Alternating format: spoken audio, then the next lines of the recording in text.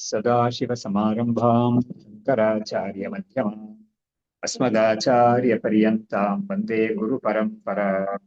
श्रुतिस्मृतिपुराणानाम् आलयं करुणालयं नमामि भगवत्पादं शङ्करं लोकशङ्करम्। शङ्कारूपेण मच्चित्तं पङ्कीकृतमभूद्यया किङ्करीयस्य सामाया शङ्कराचार्यमाश्रये। प्रह्लादवरदो देवो यो नृसिंहः परो हरिः नृसिंहोपासकं नित्यं तं नृसिंहगुरुं भजे। श्रीसच्चिदानन्दशिवाभिनव्य नृसिंहभारत्यभिधान्यतीन्द्रान् विद्यानिधीन् मन्त्रनिधीन् सदात्मनिष्ठान् भजे मानवशम्भुरूपान्। सदात्मध्याननिरतं विषयेभ्यः पराङ्मुखम् नौमि शास्त्रेषु निष्णातं चन्द्रशेखरभारतीं विवेकिनं महाप्रज्ञं धैर्यौदार्यक्षमानिधिं सदाभिनवपूर्वं तं विद्यातीर्थगुरुं भजे। ज्ञानां जाह्नवीतीर्थं विद्यातीर्थं विवेकिनां सर्वेषां सुखदं तीर्थं भारतीतीर्थमाश्रये। विद्याविनयसम्पन्नं वीतरागं विवेकिनं वन्दे वेदान्ततत्त्वज्ञं विदुषेखरभारती। नमामि यामिनीनाथलेखालङ्कृतकुन्तलां भवानीं भवसन्तापनिर्वापणसुधानदीम्। नमः श्रीशङ्करानन्दगुरुपादाम्बुजन्मने सलिलासमहामोहग्राहग्रासैककर्मणे तत्पादाम्बुरहद्वन्द्वसेवानिर्मलचेतसां सुखबोधाय तत्त्वस्य विवेकोऽयं विधीयते। ಈ ಬೃಹದಾರಣ್ಯಕ ಉಪನಿಷತ್ತಲ್ಲಿ ನಾವು ಮಾಡ್ತಾ ಇರೋ ಭಾಗದಲ್ಲಿ ಈ ಆತ್ಮಜ್ಞಾನ ಹೊಂದಿರ್ತಾನಲ್ಲ, ಅವನು ತೀರ್ಕೊಂಡಾಗ ಅವ್ನು ತೀರ್ಕೊಳ್ತಾನಲ್ಲ, ಆ ಶರೀರಕ್ಕೆ ಡೆತ್ ಅನ್ನೋದು, ಆತ್ಮನಿಗೆ ಡೆತ್ ಇಲ್ಲ ಅನ್ನೋದು ಇದ್ದೇ ಇದೆ. ಆ ಜ್ಞಾನಿಯಾದವನು ತೀರ್ಕೊಂಡಾಗ ಅವನು ಒಳಗಡೆ ಇರೋ ಸೂಕ್ಷ್ಮ ಶರೀರ ಅಂತ ಇದೆಯಲ್ಲ, ಅದು ಆಚೆ ಹೋಗುತ್ತಾ ಇಲ್ವಾ ಅಂತ ವಿಚಾರ ಅದು. ಯಾಕಂದ್ರೆ ನೋಡಿ, ಬಾಕಿಯವ್ರಿಗೆಲ್ಲ ಅಂದ್ರೆ ಜ್ಞಾನಿಗಳು ಅಲ್ಲದೆ ಇರೋರಿಗೆ ಸೂಕ್ಷ್ಮ ಶರೀರ ಆಚೆ ಹೋಗುತ್ತೆ. ಸಾವು ಅಂದ್ರೆ ಅದೇನೆ, ಡೆತ್ ಅಂದ್ರೆ ಸ್ಥೂಲ ಶರೀರಕ್ಕೇನೆ ಡೆತ್ ಅನ್ನೋದಿರೋದು. ಒಳಗಡೆ ಇರೋ ಸೂಕ್ಷ್ಮ ಶರೀರ ಅನ್ನೋದ್ರಲ್ಲೇನೆ ಪಂಚ ಪ್ರಾಣ ಇರುತ್ತೆ, 10 ಇಂದ್ರಿಯಗಳಿರುತ್ತೆ, ಆಮೇಲೆ 4 ಅಂತಃಕರಣ ಅಂತ 4, ಮನಸ್ಸು ಬುದ್ಧಿ ಚಿತ್ತ ಅಹಂಕಾರ ಅಂತ ಇರುತ್ತೆ. ಆಮೇಲೆ ನಮ್ಮ ಕರ್ಮಗಳೆಲ್ಲ ಅಲ್ಲೇ ಸೇರ್ಕೊಂಡಿರುತ್ತೆ, ನಮ್ದು ಹಿಂದಿನ ಕರ್ಮಗಳೆಲ್ಲ ಕೂಡ ಅಲ್ಲೇ ಸೇರ್ಕೊಂಡಿರುತ್ತೆ. ಆಮೇಲೆ ಅವಿದ್ಯಾ ಅಜ್ಞಾನ ಅಂತ ಒಂದಿದೆಯಲ್ಲ, ಅವಿದ್ಯೆ ಅದೇ ಸಂಸಾರದಲ್ಲಿ ಒಬ್ಬನ ಇಡ್ಸಿರುತ್ತೆ. ಅವಿದ್ಯೆ ಹೋಗೋದೇ ಜ್ಞಾನ ಅನ್ನೋದು. ಹಾಗಾಗಿ ಇಷ್ಟು ಇರುತ್ತೆ ಅದ್ರಲ್ಲಿ. ಅವಾಗ ಬಾಕಿಯವ್ರಿಗೆಲ್ಲ ಏನಾಗುತ್ತೆ, ಈ ಸೂಕ್ಷ್ಮ ಶರೀರ ಅನ್ನೋದು ಇಷ್ಟು ಸೇರ್ಕೊಂಡಿರೋ ಸೂಕ್ಷ್ಮ ಶರೀರ ಆಚೆ ಹೋಗುತ್ತೆ.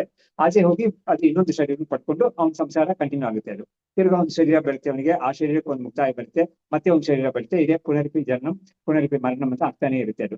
ಆದ್ರೆ ಜ್ಞಾನಿ ಆದವನಿಗೆ ಆ ಶರೀರ, ಸೂಕ್ಷ್ಮ ಶರೀರ ಅನ್ನೋದು ಹೊರಗಡೆ ಹೋಗುತ್ತಾ ಇಲ್ವಾ ಅಂತ ಪ್ರಶ್ನೆ ಮಾಡ್ತಾ ಇದ್ದಾರೆ.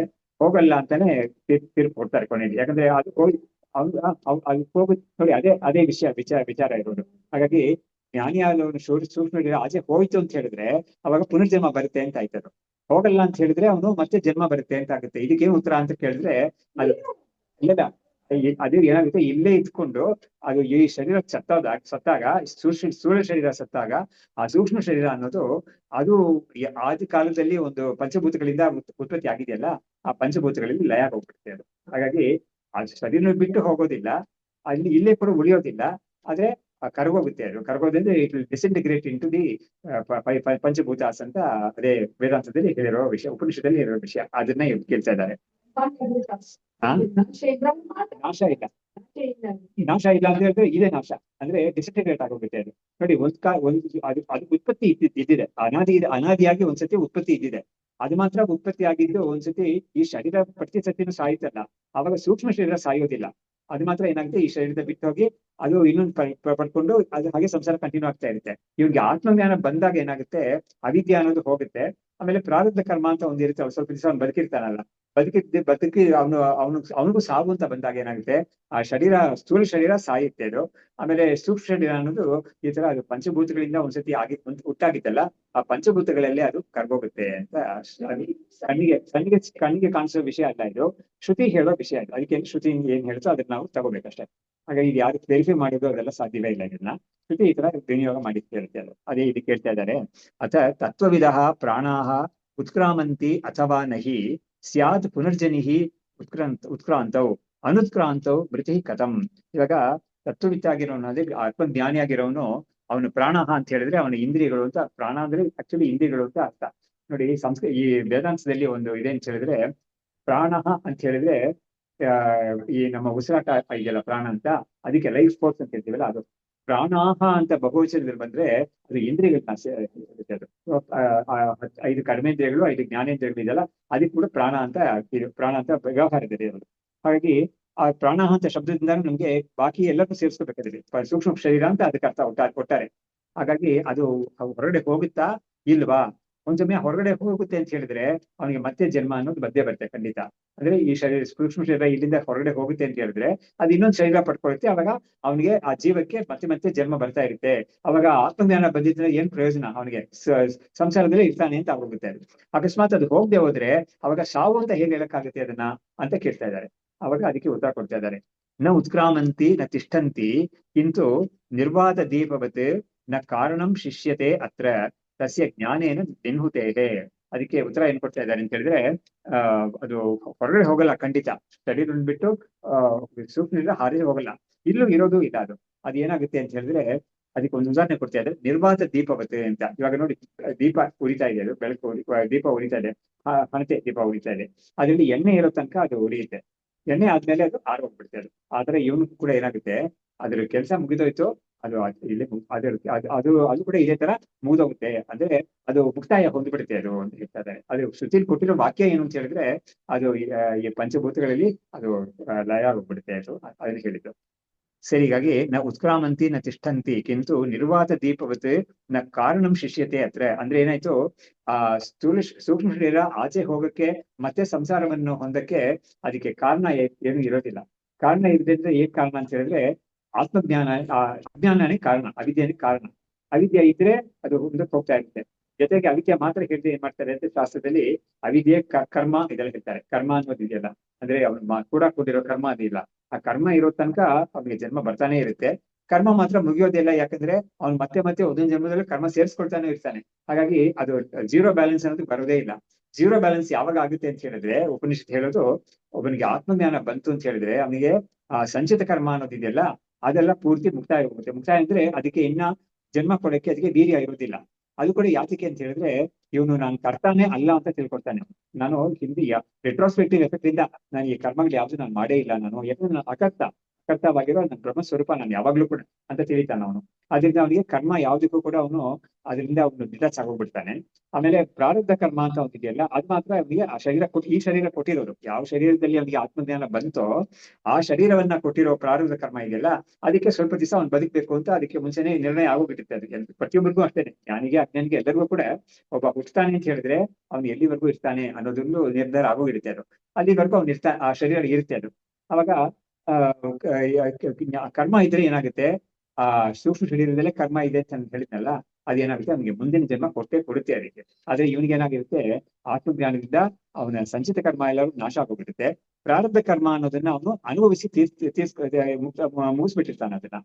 ಆಗಾಮಿ ಕರ್ಮ ಅನ್ನೋದು ಇದೆಯಲ್ಲ, ಅಂದ್ರೆ ಜ್ಞಾನ ಬಂದ ಮೇಲೆ ಅವನು ಈ ಶರೀರದಲ್ಲಿ ಇತ್ಕೊಂಡು ಮಾಡೋ ಕರ್ಮ ಅದು ಇವನಿಗೆ ಅಂಟಲ್ಲ. ಯಾಕಂದ್ರೆ ನಾನು ಕರ್ತ ಅಲ್ಲ ಅಂತ ಬುದ್ಧಿಯಿಂದ ಮಾಡೋದ್ರಿಂದ ಅವನಿಗೆ ಅಂಟೋದೇ ಇಲ್ಲ. ಹಾಗಾದ್ರೆ 3 ತರಪದ ಕರ್ಮಗಳು ಕೂಡ ಇದರ ವಿನಿಯೋಗವನ್ನ ಶಾಸ್ತ್ರ ಹೇಳಿದೆ. ಅದನ್ನೆಲ್ಲ ಹೇಳ್ತಾರೆ ಇವರು. ಅನಾರಬ್ಧ ಫಲಂ ಕರ್ಮ ತದುತ್ಕ್ರಾಂತೆ ಪ್ರಯೋಜಕಂ ಸ್ಥಿತೇ ನಿಮಿತ್ತಂ ಆರಬ್ಧಂ ತೇ ನಷ್ಟೇ ಜ್ಞಾನಭೋಗತಃ. ಅದನ್ನೇ ಹೇಳ್ತಾ ಇದ್ದಾರೆ. ಅನಾರಬ್ಧ ಕರ್ಮ ಅಂತ ಹೇಳಿದ್ರೆ ಪ್ರಾರಬ್ಧ ಕರ್ಮ ಅಂತ ಅಂದ್ರೆ ಫಲ ಕೊಡಕ್ಕೆ ಶುರು ಆಗದೆ ಇರೋದಿದೆಯಲ್ಲ, ಅದೇ ಸಂಚಿತ ಕರ್ಮ ಅಂತ. ಅನಾರಬ್ಧ ಕರ್ಮ ಅಂದ್ರೆ ಸಂಚಿತ ಕರ್ಮ, ಆರಬ್ಧ ಕರ್ಮ ಅಂದ್ರೆ ಪ್ರಾರಬ್ಧ ಕರ್ಮ ಅಂತ. ಆರಬ್ಧ ಕರ್ಮ ಅಂದ್ರೆ ಅರ್ಥ ಏನಂದ್ರೆ ಫಲ ಕೊಡಕ್ಕೆ ಶುರು ಆಗೋಗಿದೆ ಕರ್ಮ ಅನ್ನೋದು. ಹಿಂದೆ ಮಾಡಿದ ಕರ್ಮ ಫಲ ಕೊಡಕ್ಕೆ ಶುರು ಆಗಿದೆ, ಅದಕ್ಕೆ ಪ್ರಾರಬ್ಧ ಕರ್ಮ ಅಂತ ಹೇಳ್ತೀವಿ ನಾವು. ಅನಾರಬ್ಧ ಕರ್ಮ ಅಂದ್ರೆ ಏನು, ಸಂಚಿತ ಕರ್ಮ. ಯಾವ್ದಿನ ಫಲ ಕೊಡಕ್ಕೆ ಶುರು ಆಗಿಲ್ವೋ ಅದು ದೊಡ್ಡ ರಾಶಿ ಇರುತ್ತೆ. ಅದರಿಂದಾನೇ ಒಂದೊಂದು ಚೂರಾಗಿ ಇವನಿಗೆ ಒಂದೊಂದು ಜನ್ಮ ಕೊಡ್ತಾ ಇರುತ್ತೆ. ಅದು ಜೊತೆಗೆ ಇವ್ನು ಸೇರ್ಸ್ಕೊಳ್ತಾನೆ ಇರ್ತಾನೆ, ಜನ್ಮದಲ್ಲಿ ಕರ್ಮ ಮಾಡ್ತಾ ಇರ್ತಾನೆ, ಅದು ಸೇರ್ಕೊಳ್ತಾ ಇರುತ್ತೆ. ಅದು ಹಾಗಾಗಿ ಆ ರಾಶಿ ಅನ್ನೋದು ಬೆಳಿತಾನೆ ಇರುತ್ತೆ. ಆ ರಾಶಿ ಕುಗ್ಗೋದೇ ಕಡಿಮೆ ಆಗೋದೇ ಇಲ್ಲ, ಅದು ಆತರ ಇರುತ್ತೆ ಅದು. ಆದ್ರೆ ಇವನಿಗೆ ಆತ್ಮಜ್ಞಾನ ಬಂದಾಗ ಏನಾಗುತ್ತೆ, ಆ ಸಂಚಿತ ಕರ್ಮ ಅನ್ನೋದು ಅದಕ್ಕೆ ಒಂದು ಮುಕ್ತಾಯ ಬಂದ್ಬಿಡುತ್ತೆ. ಯಾಕಂದ್ರೆ ನಾನು ಹೇಳಿದ ರೀತಿಯಲ್ಲಿ ಅದಕ್ಕೆ ಮತ್ತೆ ಜನ್ಮ ಕೊಡಕ್ಕೆ ವೀರ್ಯ ಆಗಿರೋದಿಲ್ಲ. ಅದಕ್ಕೆ ಯಾತಕ್ಕೆ ಅಂತ ಹೇಳಿದ್ರೆ ಇವನು ನಾನು ಕರ್ತಾನೆ ಅಲ್ಲ ಅವುಗಳಿಗೆ ಅಂತ ಇವನು ಡಿಟಾಚ್ ಮಾಡ್ಕೊಂಡ್ಬಿಟ್ಟಿದ್ದಾನೆ. ಅದರಿಂದ ಅವಾಗ ಕರ್ತಾನೆ ಇಲ್ಲದೆ ಇರುವಾಗ ಕರ್ಮಕ್ಕೆ ಏನು ಅದಕ್ಕೆ ವೀರ್ಯ ಇರೋದೇ ಇಲ್ಲ. ಹಾಗಾಗಿ ಅದಕ್ಕೆ ಕ್ಲೈಮೆಂಟ್ ಅಂತ ಹೇಳ್ತೀವಲ್ಲ ಇಂಗ್ಲಿಷ್ ಅಲ್ಲಿ, ಕ್ಲೈಮೆಂಟ್ ಅಂತ. ಸೊ ಇವಾಗ ಒಂದು ಪ್ರಾಪರ್ಟಿ ಇದೆ, ಅದಕ್ಕೆ ಕ್ಲೈಮೆಂಟ್ ಇದ್ದಾಗ ಅದು ಪ್ರಾಪರ್ಟಿ ಅವ್ನು ತಗೊಳ್ತಾನೆ. ಅದು ಯಾರು ಕ್ಲೈಮೆಂಟ್ಸ್ ಇದ್ದವ್ರು ಏನಾಗುತ್ತೆ, ಆ ಪ್ರಾಪರ್ಟಿ ಗೌರ್ಮೆಂಟ್ ಕೊಟ್ಟೋಗುತ್ತೆ ಅದು ಅಲ್ವಾ, ಆಗುತ್ತೆ ಅದು.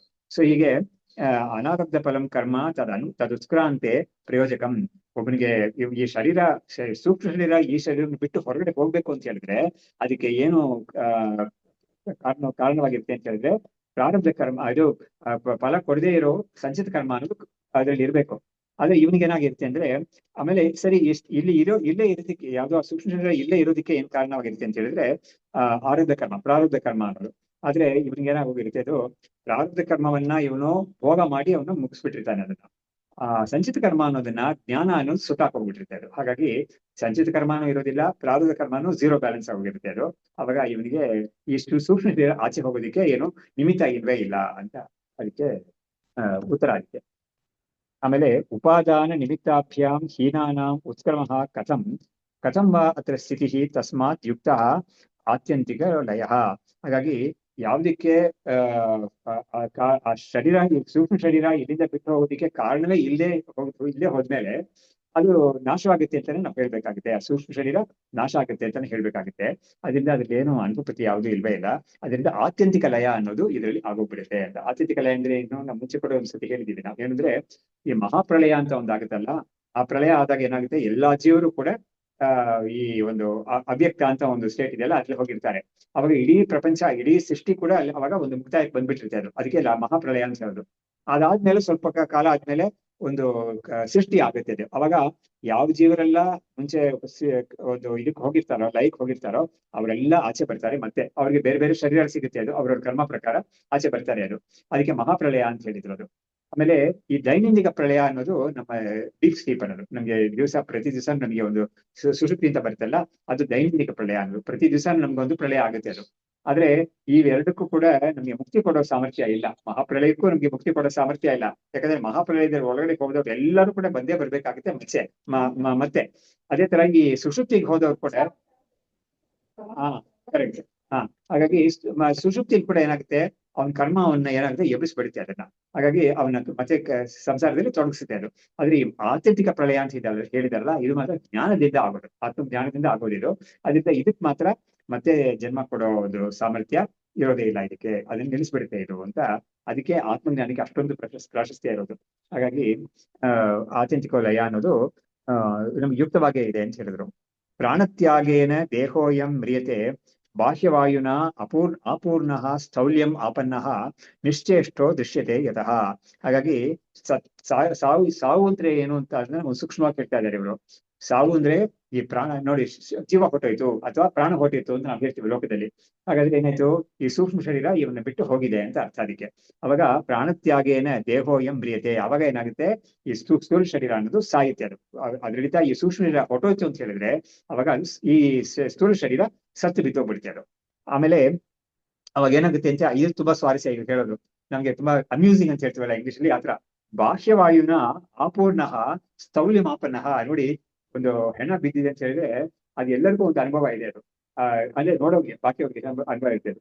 ಅವ್ರು ಸಾಯಕ್ಕಿದಕ್ ಮುಂಚೆಕ್ಕಿಂತ ಈ ಹೆಣಕ್ಕೆ ಸ್ವಲ್ಪ ಭಾರ ಜಾಸ್ತಿ ಹೋಗ್ಬೇಕು. ಇದು ಯಾಕೆಂದ್ರೆ ಇವ್ರು ಹೇಳ್ತಾ ಇದ್ದಾರೆ, ಹೊರಗಡೆ ಇರೋ ವಾಯು ಇದೆಯಲ್ಲ ಅದು ಇವನ್ ಒಳಗಡೆ ತುಂಬಿಕೊಂಡು ಇವನ್ನ ಸ್ವಲ್ಪ ದಪ್ಪ ಮಾಡ್ಬಿಡುತ್ತೆ ಅಂತ, ಸ್ಥೂಲ ಮಾಡ್ಬಿಡುತ್ತೆ, ಈ ಶರೀರವನ್ನ ಸ್ಥೂಲ ಮಾಡುತ್ತೆ ಅಂತ. ಅವಾಗ ಅದಕ್ಕೆ ಹೆಣ ಎತ್ತೋದು ತುಂಬಾ ಕಷ್ಟ ಅಂತ ಹೇಳ್ತಾರೆ. ಹಣ ಎತ್ತಕ್ಕೆ 4 ಜನ ಬರ್ಬೇಕಾಗುತ್ತೆ. ಹಾಗಾಗಿ ಕೆಲವು ಸತಿ 4 ಜನ ಕೂಡ ಸಾಲದು ಅಂತೆಲ್ಲ ಆಗುತ್ತೆ ಅದು. ಹಾಗಾಗಿ ತುಂಬಾ ಭಾರ ಬಂದ್ಬಿಡುತ್ತೆ ಅದು. ಅವಾಗ ಯಾತಕ್ಕೆ ಅಂತ ಹೇಳಿದ್ರೆ ಒಳಗಡೆ ಇರೋ ಪ್ರಾಣ ಹೊರಗಡೆ ಹೊಟ್ಟೋಯ್ತದು. ಆದ್ರೆ ಈ ಸತ್ತು ಬಿದ್ದ ಹೆಣಕ್ಕೆ ಏನಾಗುತ್ತೆ ಅಂದ್ರೆ ಹೊರಗಡೆ ಇರೋ ಗಾಳಿ ಅದ್ರ ಒಳಗಡೆ ವಾಯು ಒಳಗಡೆ ಹೋಗಿ ಅದಕ್ಕೆ ಅದೇ ಸ್ಥೌಲ್ಯ ಅಂದ್ರೆ ಅದೇ ಅರ್ಥ. ಸೊ ಈ ತರ ಊದ್ಕೊಂಡ್ಬಿಡುತ್ತೆ ಅಂತ ಅದನ್ನ ಹೇಳ್ತಾರೆ ಅವರು. ಆಮೇಲೆ ಈ ನಿಶ್ಚೇಷ್ಟ ದೃಶ್ಯತೆ ಯತಃ, ಅದರಿಂದ ಈ ಸ್ಥೂಲ ಶರೀರ ಅನ್ನೋದು ಎಲ್ಲ ಬ್ಲಾಕ್ ಆಗಿರುತ್ತೆ. ಅದೇ ಅದು ಏನೋ ಒಳಗಡೆಯಿಂದ ಹೋಗೋದು, ಯಾವ್ದೋ ಕೆಲವು ಸ್ಮಾಲ್ ಪೋರ್ಟ್ಸ್ ಅಂತ ಇರುತ್ತೆ ಅಂತ ಕಾಣುತ್ತೆ ಅದ್ರ ಒಳಗಡೆ ಇದು. ಅಂದ್ರೆ ಶಾಸ್ತ್ರ ಕೂಡ ಒಂದು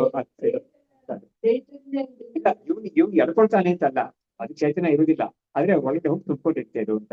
ಇವಾಗ ನೋಡಿ, ಈ ಕಾಲದಲ್ಲಿ ಏನ್ ಮಾಡ್ತಾರೆ ಅಂದ್ರೆ ಸಾಮಾನ್ಯವಾಗಿ ಅವ್ನಿಗೆ ಪ್ರಾಣ ಹೊಟ್ಟೆಯಿತು ಅಂತ ಹೇಳಿದ್ರೆ ತಕ್ಷಣ ಮೂಗ್ಗೆಲ್ಲ ಇದು ಹತ್ತಿ ಇಟ್ಬಿಡ್ತಾರೆ, ಕಿವಿಗೆ ಮೂಗೆಲ್ಲ ಹತ್ತಿ ಇಟ್ಬಿಡ್ತಾರೆ, ಬಾಯಿನೂ ಕಟ್ಬಿಡ್ತಾರೆ. ಯಾಕಂದ್ರೆ ಒಳಗಡೆ ಇರೋದೆಲ್ಲ ಆಚೆ ಬರಬಾರ್ದು ಅಂತ. ಯಾಕಂದ್ರೆ ಕಂಟ್ರೋಲ್ ಅಂತ ಇರೋದಿಲ್ವಲ್ಲ. ಸೊ ಏನೇನ್ ದ್ರವ ಒಳಗಡೆ ಇದೆಯೋ ಅದೆಲ್ಲ ಹೊರಗಡೆ ಬಂದ್ಬಿಡುತ್ತೆ ಅಂತ ಆತರ ಮಾಡಿರ್ತಾರೆ. ಬಟ್ ಇದು ಶಾಸ್ತ್ರ ಹೇಳೋದ ರೀತಿಯಲ್ಲಿ ಏನಂತ ಹೇಳಿದ್ರೆ ಅಲ್ಲಿ ಅಂತ ಇದೆಲ್ಲ ಮುಚ್ಚೋದು ಅಂತ ಏನಿಲ್ವೇ ಇಲ್ಲ ಅವರ ಒಂದು ಪದ್ಧತಿ ಇದೆ. ಅದರಿಂದ ಇದು ಹೊರಗಡೆ ಗಾಳಿ ಅದು ಒಳಗಡೆ ಹೋಗಿ ಇವನ್ನ ಸ್ಥೂಲ ಮಾಡ್ಬಿಡುತ್ತೆ ಅಂತ ಇವರು ಹೇಳ್ತಿದ್ರು. ಭಾರ ಆಗೋದು ಅಂತ ಮತ್ತೆ ನಾವು ನೋಡಿದೀವಿ ಅದನ್ನ ಅಲ್ವಾ. ಹಾ ಹೆಣದ ಭಾರ ಅಂತ ಹೇಳ್ತಾರೆ. ಚೈತನ್ಯ ಇರೋದಿಲ್ಲ, ಚೈತನ್ಯ ಹೊಟ್ಟೋಗಿರುತ್ತೆ, ಚೈತನ್ಯ ಹೊಟ್ಟೋಗಿರುತ್ತೆ, ಅದು ಎಷ್ಟಿರುತ್ತೆ ಅದಕ್ಕೆ ಆದ್ರೆ ನಾವು ಚೈತನ್ಯಕ್ಕೆ ನಾವು ವೆಯ್ಟ್ ಅಂತ ಏನ್ ಕೇಳೋದಿಲ್ಲ. ಚೈತನ್ಯ ಅತ್ಯಂತ ಸೂಕ್ಷ್ಮ.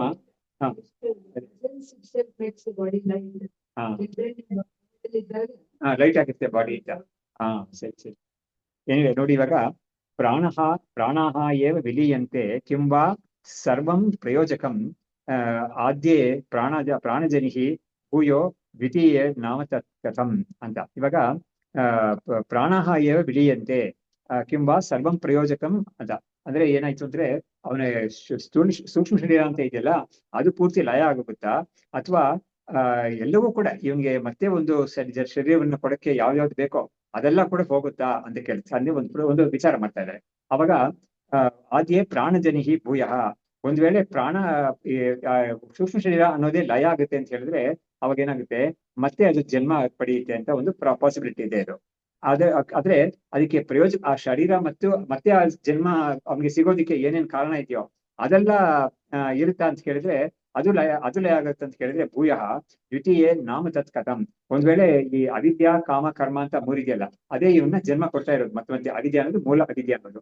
ಕಾಮ ಕರ್ಮ ಅನ್ನೋದು ಈ ಒಂದು ಬಯಕೆಗಳೆಲ್ಲ ತುಂಬಾ ಇರುತ್ತಲ್ಲ, ಆ ಬಯಕೆಗಳೆಲ್ಲ ಒಳಗಡೆ ಇದ್ದ ಬಯಕೆಲ್ಲ ಏನಾಗುತ್ತೆ, ಅವನು ಶರೀರ ಸತ್ವ ಕೂಡ ಏನಾಗುತ್ತೆ, ಸೂಕ್ಷ್ಮ ಶರೀರದಲ್ಲಿ ತಾನೇ ಈ ಬಯಕೆಗಳೆಲ್ಲ ಇರೋದು.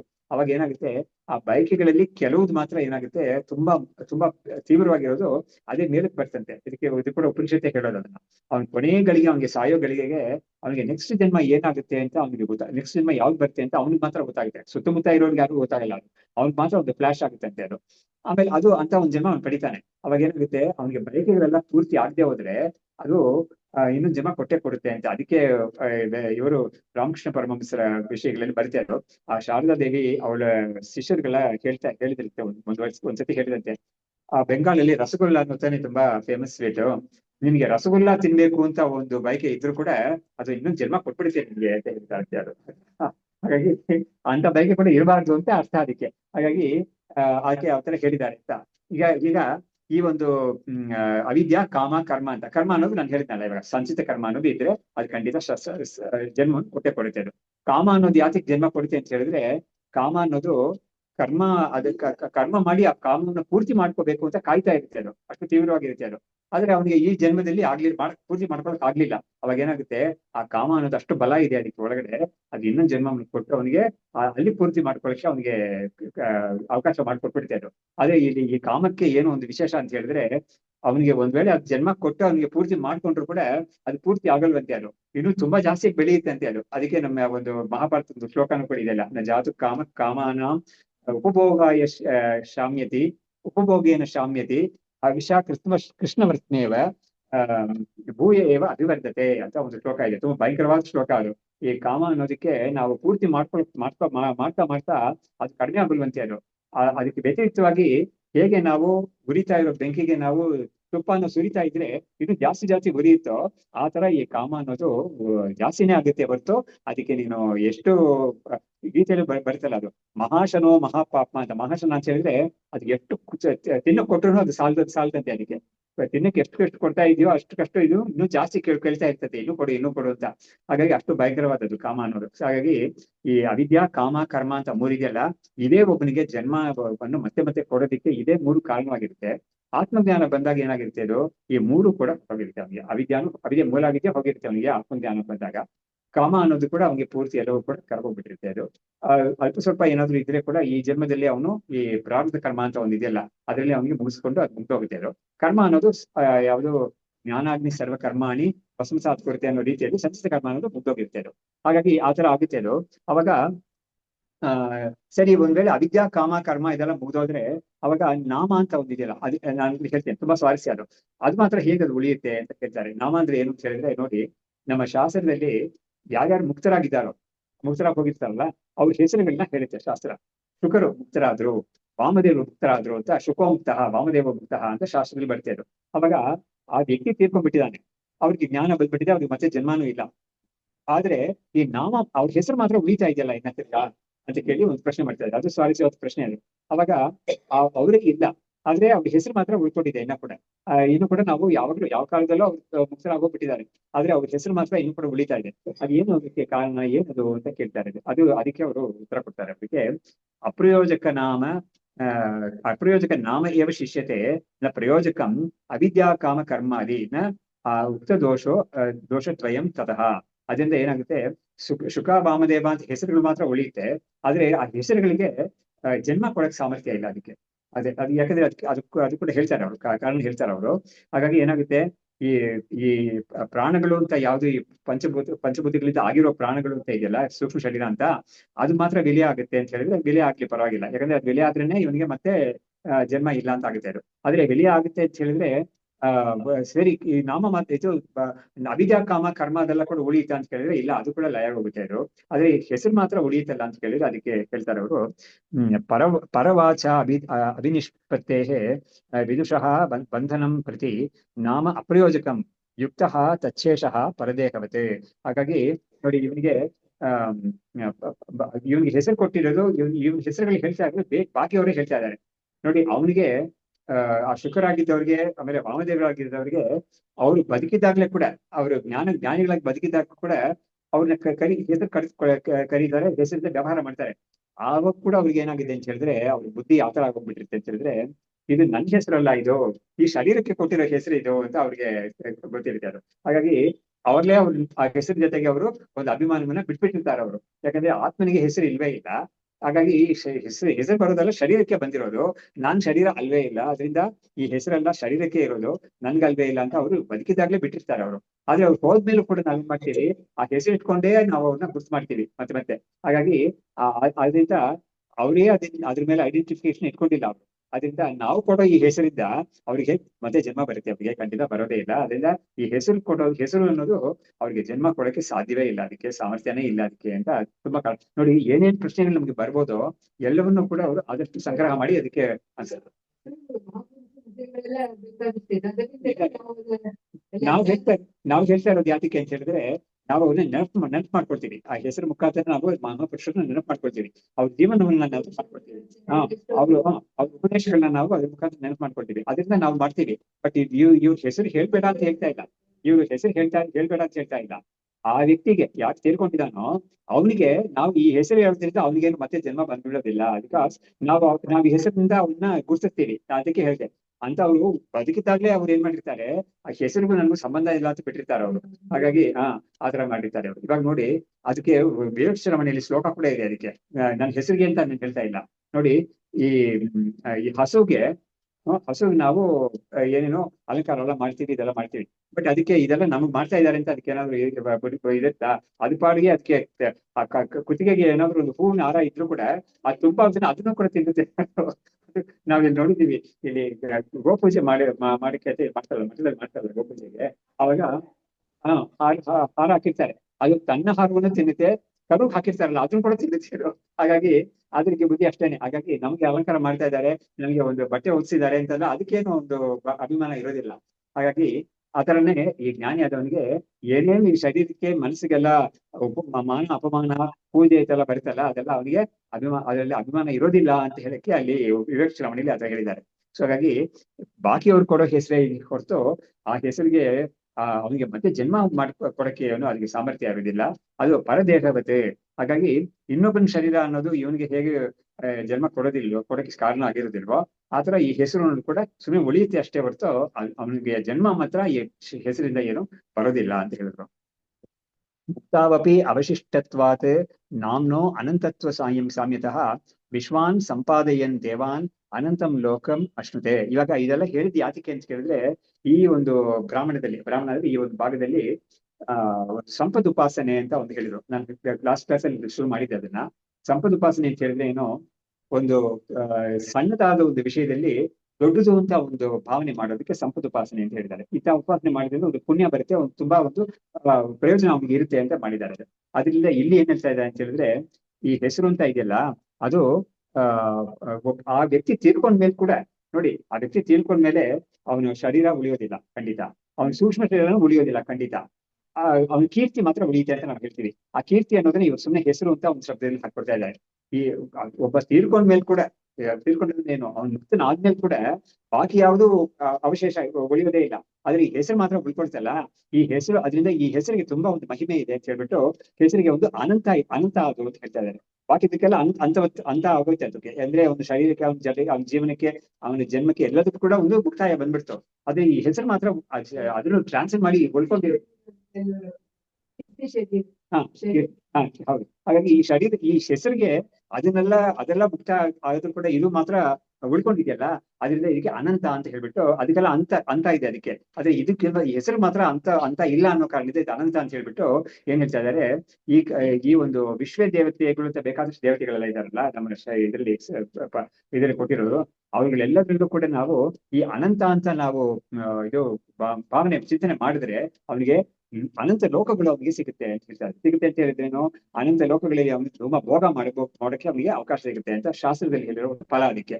ಹಾಗಾದ್ರೆ ಏನಾಯ್ತು, ಈ ಹೆಸರು ಅನ್ನೋದನ್ನ ಅದು ಎಷ್ಟು ಅದು ಅನಂತವಾಗಿದೆಯೋ ಆ ರೀತಿಯಲ್ಲಿ ಒಬ್ಬ ವಿಶ್ವಾನ್ ಸಂಪಾದಯನ್ ದೇವಾನ್. ಹಾಗಾಗಿ ಈ ದೇವತೆಗಳಲ್ಲಿ ಈ ಒಂದು ಅನಂತ ಅಂತ ಒಂದು ಬುದ್ಧಿ ಯಾರು ಮಾಡಿ ಉಪಾಸನೆ ಮಾಡ್ತಾನೋ ಅವನಿಗೆ ಅನಂತ ಫಲ ಸಿಗುತ್ತೆ, ಅವನಿಗೆ ಅನಂತ ಭೋಗ ಫಲ ಸಿಗುತ್ತೆ ಅವನಿಗೆ ಅಂತ ಒಂದು ವಿಷಯ ಹೇಳ್ಬಿಟ್ಟು ಆ ಬ್ರಾಹ್ಮಣವನ್ನು ಮುಗಿಸಿದ್ರು. ಇವಾಗ ಮುಂದಿನ ಒಂದು ಬ್ರಾಹ್ಮಣ ಮಾಡ್ತಾ ಇದ್ದಾರೆ. ಗ್ರಹಾತಿಗ್ರಹ ಬಂಧಾಖ್ಯ ಮೃತ್ಯೋಹೋ ಯತ್ ಸ್ಯಾತ್ ಪ್ರಯೋಜಕಂ ಕಾಲಕರ್ಮ ಈಶ್ವರಾದೀನಾಂ ಮಧ್ಯೆ ತತ್ಕಿಂ ಇತಿ ಈರ್ಯತೆ. ಹಾಗಾಗಿ ಇವಾಗ ಏನಾಯ್ತು, ಗ್ರಹ ಅತಿಗ್ರಹ ಅಂತ ಹೇಳಿದ್ರೆ ಇವಾಗ ಹಿಂದಿನ ಇದ್ರಲ್ಲಿ ಹೇಳಿದ್ರು. ಗ್ರಹ ಅಂತ ಹೇಳಿದ್ರೆ ಇಂದ್ರಿಯಗಳು, ಅತಿಗ್ರಹ ಅಂತ ಹೇಳಿದ್ರೆ ಆ ವಿಷಯಗಳು, ಇಂದ್ರಿಯ ಯಾವ ವಿಷಯಗಳನ್ನ ಸೇರಿಸುತ್ತೋ ಆ ವಿಷಯಗಳು. ಹಾಗಾಗಿ ಗ್ರಹ ಅನ್ನೋದಕ್ಕೆ ಅರ್ಥವನ್ನೇ ಕೊಟ್ಟಿದ್ರು. ಗ್ರಹ ಅಂದ್ರೆ ಹಿಡ್ಕೊಳ್ಳೋದು ಅಂತ ಅರ್ಥ. ಇಂದ್ರಿಯಗಳಿಗೆ ಯಾತಕ್ಕೆ ಗ್ರಹ ಅಂತ ಹೆಸರು ಅಂತ ಹೇಳಿದ್ರೆ ಆ ವಿಷಯಗಳನ್ನ ಇಟ್ಕೊಳ್ತೆ ಅಂತ. ಹಾಗಾಗಿ ಅತಿಗ್ರಹ ಅನ್ನೋದು ವಿಷಯಗಳು ಅನ್ನೋದು, ಇಂದ್ರಿಯಗಳು ಅನ್ನೋದು ಗ್ರಹ ಅನ್ನೋದು. ಹಾಗಾಗಿ ಅತಿಗ್ರಹ ಅಂತ ಇಂದ್ರಿಯ ವಿಷಯಗಳಿಗೆ ಯಾತಕ್ಕೆ ಇದು ಹೆಸರುಗಳು ಹೆಸರು ಅಂತ ಹೇಳಿದ್ರೆ ಈ ಇಂದ್ರಿಯಗಳನ್ನ ತನ್ನಷ್ಟಕ್ಕೆ ಎಳ್ಕೊಳ್ಳುತ್ತೆ ಅದು. ಅದರಿಂದ ಯಾಕಂದ್ರೆ ನೋಡಿ, ಇಂದ್ರಿಯಗಳ ಪಾಡಿಗೆ ನಮ್ಮ ಶರೀರದಲ್ಲಿ ಇರುತ್ತೆ. ಅದು ಹೊರಗಡೆ ಇರೋ ವಿಷಯಗಳು ಏನ್ ಮಾಡುತ್ತೆ, ಅದನ್ನ ನಮ್ಗೆ ನೋಡಿದ ತಕ್ಷಣ ಅಥವಾ ಶಬ್ದ ಕೇಳಿದ ತಕ್ಷಣ ನಮ್ಗೆ ಅದ್ ಬೇಕು ಅಂತ ನಮ್ಗೆ ಅನ್ಸುತ್ತೆ. ಅವಾಗ ಇವನೇನ್ ಮಾಡ್ತಾನೆ, ಅದನ್ನ ತಗೊಳಕ್ ಹೋಗ್ತಾನೆ ಅಥವಾ ಅದ್ರ ಕಡೆ ಒಂದು ಸಂಘ ಮಾಡ್ತಾನೆ ಇವನು. ಅವಾಗ ಆ ಇಂದ್ರಿಯಗಳಿಗೆ ವಸ್ತುಗಳಿಗೆ ಪಂಚಭೂತಗಳಿಂದ ಆಗಿರೋದು ಜಡ. ಅದು ಆಗಿದ್ರು ಕೂಡ ಈ ಇಂದ್ರಿಯಗಳು ಅನ್ನೋದು ಅದು ಜಡವೇ, ಖಂಡಿತ ಇಲ್ಲ ಅಂತ ಹೇಳ್ತಾರೆ. ಆದ್ರೆ ಈ ಇಂದ್ರಿಯಗಳು ಈ ಚೇತನದ ಜೊತೆಗೆ ಸೇರ್ಕೊಂಡಿದೆ. ಇವಾಗ ವಿಷಯಗಳು ಚೇತನ ಹತ್ರ ಇಲ್ಲ, ಅದು ಜಡವಾಗಿ ಉಳ್ಕೊಂಡಿದೆ ಹೊರಗಡೆ. ಆದ್ರೆ ಈ ಇಂದ್ರಿಯಗಳು ಅನ್ನೋದು ಚೇತನ ಜೊತೆಗೆ ಸೇರ್ಕೊಂಡಿದೆ. ಆದ್ರೂ ಕೂಡ ಏನಾಗುತ್ತೆ, ಆ ವಿಷಯಗಳಿಗೆ ಅಷ್ಟೊಂದು ಶಕ್ತಿ ಇದೆ.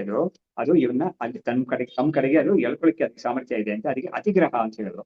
ಏನಿಗೆ ಇವರು ಆ ಹಿಂದಿನ ಬ್ರಾಹ್ಮಣದಲ್ಲಿ ಏನ್ ಹೇಳಿದ್ರು ಅಂದ್ರೆ, ಈ ಗ್ರಹ ಮತ್ತು ಅಧಿಗ್ರಹ ಅಂದ್ರೆ ಇಂದ್ರಿಯಗಳು ಮತ್ತು ವಿಷಯಗಳು ಅಂತ ಒಂದು ಪೇರ್ ಇದೆಯಲ್ಲ, ಆ ಪೇರ್ ಅನ್ನೋದನ್ನ ಅದನ್ನೇ ಮೃತ್ಯು ಅಂತ ಹೇಳಿದ್ರು. ಅದನ್ನ ಮೃತ್ಯು ಅಂತ ಹೇಳಿದ್ರೆ ಏನು, ಅದೇ ಇವನಿಗೆ ಮತ್ತೆ ಮತ್ತೆ ಜನ್ಮ ಕೊಡಕ್ಕೆ ಕಾರಣವಾಗಿರುತ್ತೆ. ಅದ್ರಲ್ಲಿ ಇವನು ಇಂದ್ರಿಯ ಸುಖಕ್ಕೆ ಬೀಳ್ತಾನೆ. ಹಾಗಾಗಿ ಬೇಕಾದಷ್ಟು ಕರ್ಮಗಳು ಮಾಡ್ತಾನೆ. ಅದು ಅಧರ್ಮ ಕರ್ಮ ಆಗಿರುತ್ತೆ, ಧರ್ಮ ಕರ್ಮ ಆಗಿರುತ್ತೆ. ಅದು ಪಾಪ ಪುಣ್ಯ ಎರಡನ್ನೂ ಸಂಪಾದಿಸ್ತಾನೆ. ಅದರಿಂದ ಇವನಿಗೆ ಮತ್ತೆ ಜನ್ಮ ಬರುತ್ತೆ ಅನ್ನೋ ಕಾರಣದಿಂದ ಈ ವಿಷಯಗಳ ಜೊತೆಗೆ ಒಂದು ಸಂಪರ್ಕ ಇದೆಯಲ್ಲ, ಅದೇ ಜನ್ಮಕ್ಕೆ ಕಾರಣ ಅಂತ ಹೇಳ್ಬಿಟ್ಟು ಅದನ್ನ ಮೃತ್ಯು ಅಂತ ಕರೆದಿದ್ರು ಅದನ್ನ. ಯಾಕಂದ್ರೆ ಅವನಿಗೆ ಮತ್ತೆ ಮತ್ತೆ ಮೃತ್ಯುವನ್ನು ಕೊಡುತ್ತೆ ಅಂತ ಮೃತ್ಯು ಅಂತ ಹೇಳಿದ್ರು. ಅದಕ್ಕೆ ಮೃತ್ಯು ಯಾವ್ದು ಅಂತ ಹೇಳಿದ್ರೆ ಆತ್ಮಜ್ಞಾನ. ಸೊ ಮೃತ್ಯುಗೆ ಮೃತ್ಯು ಅನ್ನೋದು ಆತ್ಮಜ್ಞಾನ ಅಂತ ಬರುತ್ತೆ. ಅವಾಗ ಇಲ್ಲಿ ಹೇಳ್ತಾ ಇದ್ದಾರೆ, ಈ ಗ್ರಹ ಮತ್ತು ಅತಿಗ್ರಹ ಅಂತ ಒಂದು ಬಂಧ ಇದೆಯಲ್ಲ, ಆ ಬಂಧಕ್ಕೆ ಮೃತ್ಯು ಅಂತ ಹೆಸರು ಕೊಟ್ಟಿದೀವಲ್ಲ ಮುಂಚೆ, ಆ ಮೃತ್ಯುವನ್ನ ಅದನ್ನ ಮೇಂಟೈನ್ ಮಾಡೋದು, ಸಸ್ಟೈನ್ ಮಾಡೋದು ಯಾವುದು ಅಂತ ಕೇಳ್ತಾ ಇದ್ದಾರೆ. ಅದೇ ಯಾವ್ದು ಅಂತ ಕೇಳಿದ್ರೆ ಕಾಲ, ಕರ್ಮ, ಈಶ್ವರ, ಆದಿಪದ್ಯದಲ್ಲಿ ಇನ್ನು ಕೆಲವೆಲ್ಲ ಇದೆ. ಇವುಗಳಲ್ಲಿ ಯಾವುದು ಅದನ್ನ ಸಸ್ಟೈನ್ ಮಾಡುತ್ತೆ ಅಂತ ಹೇಳ್ತಾರೆ. ಆ ಲಿಸ್ಟ್ ಎಲ್ಲ ಆಮೇಲೆ ಅವ್ರು ಹೇಳ್ತಾರೆ. ಈ ಬಂಧ ಅಂತ ಒಂದಿದೆಯಲ್ಲ, ಸಂಸಾರ ಬಂಧ ಅಂತ, ಅದನ್ನ ಸಸ್ಟೈನ್ ಮಾಡೋದು, ಅದೇ ಪರ್ಪೆಚುಯೇಟ್ ಮಾಡೋದು ಯಾವುದು ನಿಜವಾಗ್ಲು ಅಂತ ಕೇಳ್ತಾ ಇದ್ದಾರೆ. ಅದಕ್ಕೆ ಒಂದು ವಿಚಾರ ಮಾಡ್ತಾ ಇದ್ದಾರೆ. ಅವಿದ್ವದ್ ವಿಷಯ ಕೃಷ್ಣ ವಿದುಷೋ ಬಂಧ ಸಂಶಯಾತ್ ಆ ತತ್ವಬೋಧಂ ಅಜ್ಞಾನಿ ಬದ್ಯತೆ ಅನಂತ ಜನ್ಮಭಿಹಿ. ಹಾಗಾಗಿ ಈ ಪ್ರಶ್ನೆನೇ ಕೂಡ ಯಾರ ಪ್ರಶ್ನೆ ಅಂತ ಹೇಳಿದ್ರೆ ಅಜ್ಞಾನಿ ಬಗ್ಗೆ ಪ್ರಶ್ನೆ. ಅಂದ್ರೆ ಬಂಧ ಅನ್ನೋದು ಅಜ್ಞಾನಿ ತಾನೇ ಇರೋದು. ಹಾಗಾಗಿ ಅಜ್ಞಾನಿ ಬಗ್ಗೆ ಪ್ರಶ್ನೆ ಇದು. ಜ್ಞಾನಿ ಆದವನು ಇದನ್ನು ದಾಟಿ ಹೋಗ್ಬಿಟ್ಟಿದ್ದಾನೆ, ಅವನಿಗೆ ಇದು ಸಂಬಂಧವೇ ಇಲ್ಲ ಅದು. ಹಾಗಾಗಿ ಆ ತತ್ವಬೋಧಂ ಅಜ್ಞಾನಿ ಬದ್ಯತೆ ಅನಂತ ಜನ್ಮಭಿಹಿ. ಅದರಿಂದ ಇವನಿಗೆ ಒಂದು ಅಜ್ಞಾನಿಯಾಗಿರೋನಿಗೆ ಅವನಿಗೆ ಎಲ್ಲಿವರೆಗೂ ಈ ಆತ್ಮಜ್ಞಾನ ಬರೋದಿಲ್ವೋ ಅಲ್ಲಿವರೆಗೂ ಇವನಿಗೆ ಈ ಬಂಧ ಅನ್ನೋದು ಇರ್ತಾನೆ ಇರುತ್ತೆ ಇದು ಅಂತ ಹೇಳ್ಬಿಟ್ಟು ಈ ಕ್ವಶನ್ ಹಾಗೆ ಬಿಡೋದಿಲ್ಲ. ಅದಕ್ಕೆ ಉತ್ತರ ಕೊಡ್ತಾರೆ, ವಿಚಾರ ಮಾಡಿ ಉತ್ತರ ಕೊಡ್ತಾರೆ. ಇವಾಗ ಅನುಗೃಹಂತಿ ಭಾಗಾದೀನ್ ಸ್ವಾಂಶೈಹಿ ಅಜ್ಞಾದಿ ದೇವತಾ ಭೋಗಕ್ಷಯೇ ಮೃತೌ ಸ್ವಾಂಶಾನ್ ಸಂಹರಂತಿ ಯಥಾ ತಥಾ ಭೂಯೋ ದೇಹಗ್ರಹೇ ಭೂಯೋ ದೇಹಸ್ಥಾನೇಶು ದೇವತಾ ಅಂಶಂ ನಿದದತಿ ಸ್ವಂ ಸ್ವಂ ನ ದೇಹಗ್ರಹಣಾತ್ ಪುರ ಅಂತ ಎದ್ರೆ ಏನ್ ಮಾಡ್ತಾ ಇದ್ದಾರೆ, ಈ ಒಬ್ಬನಿಗೆ ಒಂದು ಸಾವು ಅಂತ ಬರ್ತಲ್ಲ, ಸಾವು ಅಂತ ಬಂದಾಗ ನಾವು ಸೂಕ್ಷ್ಮ ಶರೀರ ಆಚೆ ಹೋಗುತ್ತೆ ಅಂತ ಹೇಳಿದ್ವಿ. ಈ ಸೂಕ್ಷ್ಮ ಶರೀರದಲ್ಲಿ ಏನೇನು ವಿಷಯಗಳೆಲ್ಲ ಇದೆಯೋ 10 ಇಂದ್ರಿಯಗಳಿದೆ, ಆಮೇಲೆ ಅಂತಃಕರಣ ಅಂತ ಅದಕ್ಕೆ 4 ಇದೆ, ಆಮೇಲೆ ಪಂಚ ಪ್ರಾಣಗಳೆಲ್ಲ ಇದೆಯಲ್ಲ, ಇದಕ್ಕೆಲ್ಲ ಅತಿ ದೇವತೆಗಳಿದ್ದಾರೆ. ಅವಾಗ ಇವಾಗ ನೋಡಿ, ಇವಾಗ ನಮ್ಗೆ ವಾಕ್ ಅಂತ ಇದೆಯಲ್ಲ, ಅದಕ್ಕೆ ಸೂರ್ಯ ಅಂತ ಇದೆ, ಇದು ಅಗ್ನಿ ಅಂತ ದೇವತೆ. ಕಣ್ಣು ಅಂತ ಒಂದು ಇದೆಯಲ್ಲ, ಅದಕ್ಕೆ ಸೂರ್ಯ ಅಂತ. ಹೀಗೆ ಒಂದೊಂದು ಇಂದ್ರಿಯಕ್ಕೂ ಒಂದೊಂದು ದೇವತೆ ಇದೆ. ಇದು ಆ ದೇವತೆ ಏನ್ ಮಾಡ್ತಂತೆ, ಇವನಿಗೆ ಸಾವು ಅಂತ ಬಂದಾಗ ಆ ದೇವತೆಗಳೆಲ್ಲ ಇಲ್ಲಿಂದ ತಮ್ಮ ಅಂಶ, ಆ ದೇವತೆಗಳ ಅಂಶ ಇಲ್ಲಿರುತ್ತೆ, ಇವನ್ ಇಂದ್ರಿಯಗಳಲ್ಲಿ ಜೊತೆಗಿರುತ್ತೆ. ಅದು ಇದ್ರೇನೆ ಇವನಿಗೆ ಆ ಕೆಲಸ ಮಾಡಕ್ಕಾಗತ್ತೆ. ಅದ್ರಲ್ಲಿ ಕೂಡ ಏನ್ ಮಾಡಿದ್ದಾರೆ ಅಂದ್ರೆ, ಒಂದು ವ್ಯಕ್ತಿಗೆ ಒಂದೊಂದು ಇಂದ್ರಿಯನು ಅದಕ್ಕೆ ಕೆಲಸ ಮಾಡ್ತಾ ಇರುತ್ತೆ. ಅವನಿಗೆ ಅವನ ಜೀವನದಲ್ಲಿ ಏನೋ ಒಂದು ಸಂದರ್ಭದಲ್ಲಿ ಅವನು ಒಂದು ಇಂದ್ರಿಯದ ಒಂದು ಪಟುತ್ವ ಕಡಿಮೆ ಆಗುತ್ತೆ ಇಟ್ಕೊಳ್ಳೋಣ, ಕಣ್ಣು ಹೋಯ್ತು ಅಂತ ಇಟ್ಕೊಳ್ಳೋಣ. ನಮ್ಗೆ ಅವಾಗ ಏನ್ ಶಾಸ್ತ್ರ ಕೊಡೋ ಉತ್ತರ ಏನು ಹೇಳಿದ್ರೆ, ಅವನ ಕರ್ಮ ಪ್ರಕಾರ ಅವನಿಗೆ ಈ ಕಣ್ಣಿಗೆ ಅಧಿದೇವತೆಯಾಗಿದೆಯಲ್ಲ ಸೂರ್ಯ, ಅದ್ರ ಅನುಗ್ರಹ ಇನ್ಮೇಲೆ ಅದಕ್ಕೆ ಅವನಿಗೆ ಸಿಗೋದಿಲ್ಲ ಅಂತ ಆಗುತ್ತೆ. ಅನುಗ್ರಹವನ್ನ ಅದು ವಿಡ್ರಾ ಮಾಡ್ಕೊಂಡ್ಬಿಟ್ಟಿದೆ, ಆ ದೇವತೆ ವಿಡ್ರಾ ಮಾಡ್ಕೊಂಡ್ಬಿಟ್ಟಿದೆ ಅನುಗ್ರಹವನ್ನ. ಅದೇ ತರ ಪ್ರತಿಯೊಂದು ಇಂದ್ರಿಯಕ್ಕೂ ಅದೇ ತರಾನೇ. ಆ ಇಂದ್ರಿಯಕ್ಕೆ ಅದು ಮಾಡೋ ಕೆಲಸವನ್ನ ಚೆನ್ನಾಗಿ ಮಾಡದೆ ಹೋದ್ರೆ ಏನ್ ಕಾರಣ ಅಂತ ಹೇಳಿದ್ರೆ, ಅವ್ನ ಕರ್ಮ ಅದಕ್ಕೆ ಅದು ಪಾಪವೇ ಕರ್ಮ, ಪಾಪ ಕರ್ಮನೇ ಅದಕ್ಕೆ ಇದು ಕಾರಣ. ಅವಾಗ ಆ ದೇವತೆ ಆ ಇಂದ್ರಿಯ ಆ ಕೆಲಸವನ್ನ ಅದಕ್ಕೆ ಏನ್ ಮಾಡ್ಬೇಕು, ಹೇಗ್ ಮಾಡ್ಬೇಕು ಅದ್ ಮಾಡಕ್ಕೆ ಸಾಮರ್ಥ್ಯ ಇಲ್ಲದೆ ಮಾಡ್ಬಿಡುತ್ತೆ ಆ ದೇವತೆ ಅಂತ. ಇವಾಗ ಸಾವು ಅಂತ ಹೇಳಿದಾಗ ಏನಾಯ್ತು, ಆ ಇಂದ್ರಿಯಗಳ ಕೆಲಸ ಯಾವ್ದು ನಡೆಯೋದೇ ಇಲ್ಲ. ಅದಕ್ಕೆ ನಮ್ಗೆ ಸಾವು ಅಂದ್ರೆ ಏನು ಅಂತ ನಾವು ಅದನ್ನು ನೆನಪು ಮಾಡ್ಕೋಬೇಕು. ಅದೇನು ಅಂತ ಹೇಳಿದ್ರೆ, ಈ ಸೂಕ್ಷ್ಮ ಶರೀರ ಈ ಶರೀರದಿಂದ ಹೋದ್ಮೇಲೆ ಅದು ಇನ್ನೊಂದು ಶರೀರವನ್ನು ಪಡ್ಕೊಳ್ಳೋ ತನಕ ಆ ಸೂಕ್ಷ್ಮ ಶರೀರದಲ್ಲಿ ಈ ಇಂದ್ರಿಯಗಳು ಎಲ್ಲ ಇರುತ್ತೆ. ಆದ್ರೆ ಅದಕ್ಕೆ ಏನ್ ಕೆಲಸ ಮಾಡಕ್ಕಾಗೋದೇ ಇಲ್ಲ. ಯಾಕಂದ್ರೆ ಇನ್ನೊಂದು ಸ್ಥೂಲ ಶರೀರ ಸಿಕ್ಕಿದ್ರೇನೆ ಆ ಸ್ಥೂಲ ಶರೀರಕ್ಕೆ ಮುಂದೆ ಏನಾದ್ರು ಹೊರಗಡೆ ಇರೋ ವಿಷಯಗಳ ಜೊತೆಗೆ ಇದು ಸಂಪರ್ಕ ಮಾಡಕ್ ಆಗುತ್ತೆ ಅದು. ಆದ್ರೆ ಸ್ಥೂಲ ಶರೀರ ಇಲ್ಲದೆ ಈ ಸೂಕ್ಷ್ಮ ಶರೀರಕ್ಕೆ ಏನು ಮಾಡಕ್ ಆಗೋದಿಲ್ಲ. ಅದು ಸುಮ್ಮನೆ ಅದು ಒಂದು ರೀತಿಯಲ್ಲಿ ಹೆಣತನೇ ಇರ್ತದೆ, ಅನ್ಕಾನ್ಶಿಯಸ್ ಸ್ಟೇಟ್ ಅಲ್ಲಿ ಇರುತ್ತೆ ಅಂತ ಹೇಳ್ತಾರೆ. ಹಾಗಾಗಿ ಅದಕ್ಕೆ ಏನು ಮಾಡಕ್ ಸಾಮರ್ಥ್ಯ ಇಲ್ಲ. ಅವಾಗ ಏನಾಗುತ್ತೆ, ಆ ಇವನ ಶರೀರ ಸತ್ತಾಗ ಆ ದೇವತೆಗಳು ಅಂತ ಇದಾರಲ್ಲ, ಇವನ ಶರೀರದಲ್ಲಿ ದೇವತೆಗಳು ಎಲ್ಲರೂ ಅವ್ರ ಸಾನ್ನಿಧ್ಯ ಕೊಟ್ಟಿರ್ತಾರಲ್ಲ, ಆ ಸಾನ್ನಿಧ್ಯ ಅನ್ನೋದು ಹೊರಟೋಗಿರುತ್ತೆ. ಅದು ಮತ್ತೆ ಅವನಿಗೆ ಸ್ಥೂಲ ಶರೀರ ಸಿಕ್ಕಿದಾಗ ಆ ಸಾನ್ನಿಧ್ಯ ಮತ್ತೆ ಸಿಗುತ್ತೆ ಅದಕ್ಕೆ ಅಂತ ಆ ವಿಷಯ ಹೇಳ್ತಾರೆ. ಈ 2 ಶ್ಲೋಕದಲ್ಲಿ ಹೇಳಿದ್ದು, ಅನುಗೃಹಂತಿ ವಾಗಾದೀನ್ ಸ್ವಾಂಶೈಹಿ ಅಗ್ನಿಯಾದಿ ದೇವತಾ. ಅವನ ವಾಗಾದಿ ಇಂದ್ರಿಯಗಳೆಲ್ಲ ಇದೆಯಲ್ಲ, 10 ಇಂದ್ರಿಯಗಳಿದೆಯಲ್ಲ, ಮನಸ್ಸು ಇದು ಕೂಡ ಇಂದ್ರಿಯಗಳಿಗೂ ಒಂದೊಂದಕ್ಕೂ ಇದೆ. ಮನಸ್ಸು ಕೂಡ, ಮನಸ್ಸಿಗೆ ಒಂದು, ಬುದ್ಧಿಗೆ ಒಂದು, ಅಹಂಕಾರಕ್ಕೆ, ಇದೆಲ್ಲದಕ್ಕೂ ಒಂದು ದೇವತೆಯ ಒಂದು ಅನುಗ್ರಹ ಇದೆ. ಹಾಗಾಗಿ ಈ ದೇವತೆಗಳು ಏನ್ ಮಾಡ್ತಾ ಇರ್ತಾರೆ, ಇವನಲ್ಲಿರೋ ಎಷ್ಟು ಆರ್ಗನ್ಸ್ ಅಂತ ಹೇಳ್ತೀವಲ್ಲ, ಎಲ್ಲದಕ್ಕೂ ಕೂಡ ಇವುಗಳು ಅನುಗ್ರಹ ಮಾಡ್ತಾ ಇರ್ತಾರೆ. ಭೋಗಕ್ಷಯೇ ಮೃತವು ಇವನ್ಗೆ ಏನಾಗುತ್ತೆ, ಆ ಒಂದು ಜನ್ಮದಲ್ಲಿ ಏನೇನ್ ಭೋಗ ಇವನು ಮಾಡ್ಬೇಕಾಗ ಅದೆಲ್ಲ ಭೋಗ ಎಲ್ಲ ಮುಗಿದ್ಮೇಲೆ ಆ ಶರೀರಕ್ಕೆ ಮುಕ್ತಾಯ ಬರ್ತಾ ಇದ್ರು. ನೋಡಿ, ಅದಕ್ಕೆ ನಾವು ಹಿಂದೆ ಒಂದ್ಸತಿ ನೋಡಿದ್ವಿ, ಈ ಭೋಗ ಅಂದ್ರೆ ಇವನ್ಗೆ ಈ ಪ್ರಾರಬ್ಧ ಅನ್ನೋದು ಮುಗಿಯೋದು ಅನ್ನೋದು ಒಂದು ದಿವಸದಲ್ಲಿ ಕೂಡ ಆಗುತ್ತೆ. ಆ ಪ್ರತಿ ದಿವಸ ಇವನ್ಗೆ ಇವನು ಸುಸುಪ್ತಿಯಿಂದ ಎದ್ದಾಗ ಇವನಿಗೆ ಆವತ್ತಿನ ದಿವಸಕ್ಕೆ ಬೇಕಾಗಿರೋ ಪ್ರಾರಬ್ಧ ಅವನಿಗೆ ಸ್ಟಾರ್ಟ್ ಆಗಿರುತ್ತೆ. ಅದು ಆ ಪೋರ್ಷನ್ ಮಾತ್ರ. ಆವತ್ತಿನ ದಿವಸ ಪ್ರಾರಬ್ಧ ಅವನಿಗೆ ಮುಗಿದಾಗ ಏನಾಗುತ್ತೆ, ಅವ್ನಿಗೆ ಡೀಪ್ ಸ್ಲೀಪ್ ಅನ್ನೋದು ಬಂದ್ಬಿಡುತ್ತೆ. ಅದು ಅದೇ ತರ ಒಂದು ಹೋಲ್ ಲೈಫ್ ಅಲ್ಲೂ ಕೂಡ ಆ ಲೈಫ್ ಅಲ್ಲಿ ಅವ್ನಿಗೆ ಅನುಭವಿಸ್ಬೇಕಾಗಿರೋ ಎಲ್ಲ ಪ್ರಾರಬ್ಧ ಕೂಡ ಅವನಿಗೆ ಪುಟ್ಟವಾಗಲೇ ನನಗೆ ಶುರು ಆಗುತ್ತೆ. ಅದು ಅವನಿಗೆ ಸಾಯೋದು ಅಂತ ಯಾವಾಗ ಬರುತ್ತೋ ಅದು ಅವಾಗ ಅವನಿಗೆ ಆ ಜನ್ಮದಲ್ಲಿ ಅವನು ಅನುಭವಿಸ್ಬೇಕಾಗಿರೋ ಪಾಪ ಪುಣ್ಯ ಫಲ, ಸುಖ ದುಃಖ ಎಲ್ಲವೂ ಕೂಡ ಆ ಜನ್ಮಕ್ಕೆ ಮುಗಿದಾಗ ಅವನಿಗೆ ಸಾವು ಬರುತ್ತೆ. ಅದು ಅವಾಗ ಏನಾಗುತ್ತೆ, ಈ ಇಂದ್ರಿಯಗಳ ಮುಖಾಂತರನೇ ಒಬ್ಬ ಪಾಪ ಪುಣ್ಯ ಫಲವನ್ನ ಅನುಭವಿಸ್ಬೇಕು ಖಂಡಿತ. ಹಾಗಾಗಿ ಪಾಪದ ಪುಣ್ಯ ದುಃಖ ಕಷ್ಟ ಅನ್ನೋದು, ಪಾಪದ ಫಲ ಅನ್ನೋದು ಕಷ್ಟ ಅನ್ನೋದು, ಪುಣ್ಯದ ಫಲ ಅನ್ನೋದು ಸುಖ ಅನ್ನೋದು. ಹಾಗಾಗಿ ಸುಖವನ್ನು ಅನುಭವಿಸಕ್ಕೂ ದುಃಖವನ್ನು ಅನುಭವಿಸಕ್ಕೂ ಎರಡಕ್ಕೂ ಕೂಡ ಇಂದ್ರಿಯಗಳು ಬೇಕೇ ಬೇಕು. ಇಂದ್ರಿಯ ಮನಸ್ಸದಲ್ಲೇ ಇರ್ಬೇಕು ಅವನಿಗೆ. ಇದ್ರೇನೆ ಅವನಿಗೆ ಈ ಫಲವನ್ನ ಅನುಭವಿಸಕ್ಕಾಗೋದು. ಅವಾಗ ಏನಾಗುತ್ತೆ, ಇವನ್ಗೆ ಆ ಜನ್ಮದಲ್ಲಿ ಅವನಿಗೆ ಭೋಗ ಎಲ್ಲವೂ ಕ್ಷಯ ಆದಾಗ ಅವನಿಗೆ ಆ ಶರೀರಕ್ಕೆ ಡೆತ್ ಅಂತ ಬರುತ್ತೆ, ಸಾವು ಅಂತ ಬರುತ್ತೆ. ಅವಾಗ ಏನಾಗುತ್ತೆ, ಇಂದ್ರಿಯಗಳೆಲ್ಲ ಇವಾಗ ಇನ್ಮೇಲೆ they are not required for that body. ಅವಾಗ ಏನಾಗುತ್ತೆ, ಆ ಇಂದ್ರಿಯಗಳಿಗೆ ಬೇಕಾಗಿರೋ ಈ ಅನುಗ್ರಹ ಮಾಡ್ತಾ ಇರೋ ದೇವತೆಗಳು ಕೂಡ ಅಲ್ಲಿಂದ ಅವರುಗಳು ಆ ಸಾನ್ನಿಧ್ಯವನ್ನ ತಗೊಂಡ್ಬಿಡ್ತಾರೆ, ಹೇಳ್ಕೊಂಡ್ಬಿಡ್ತಾರೆ ಅಂತ ಹೇಳ್ತಾ ಇದ್ದಾರೆ. ಮತ್ತೆ ಅವನಿಗೆ ಭೂಯಃ ದೇಹಗ್ರಹೆ, ಮತ್ತೆ ಅವನ ಶರೀರವನ್ನು ಪಡ್ಕೊಂಡಾಗ ಭೂಯಃ ದೇಹಸ್ಥಾನೇಶು ದೇವತಾ ಅಂಶಂ ನಿದದಾತಿ. ಅವಾಗ ಏನಾಗುತ್ತೆ, ಮತ್ತೆ ಅವನಿಗೆ ಸ್ಥೂಲ ಶರೀರ ಬಂದಾಗ ಅವನಿಗೆ ಆ ಇಂದ್ರಿಯಗಳು ಎಲ್ಲ ಕಡೆನೂ ಆ ದೇವತೆಗಳು ಮತ್ತೆ ಅವನ ಸಾನ್ನಿಧ್ಯಗಳನ್ನ ಕೊಡುತ್ತೆ ಅಂತ ಈ ವಿಷಯ ಹೇಳಿದ್ರು. ಯಾಕಂದ್ರೆ ಇದೆಲ್ಲ ಕೂಡ ನಮ್ಗೆ ಗೊತ್ತಿಲ್ಲದೆ ಇರೋ ವಿಷಯ, ಅದರಿಂದ ನಮ್ಗೆ ತಿಳಿಸ್ಬೇಕು ಅನ್ನೋ ಕಾರಣಕ್ಕಾಗಿ ಹೇಳಿದ್ರು.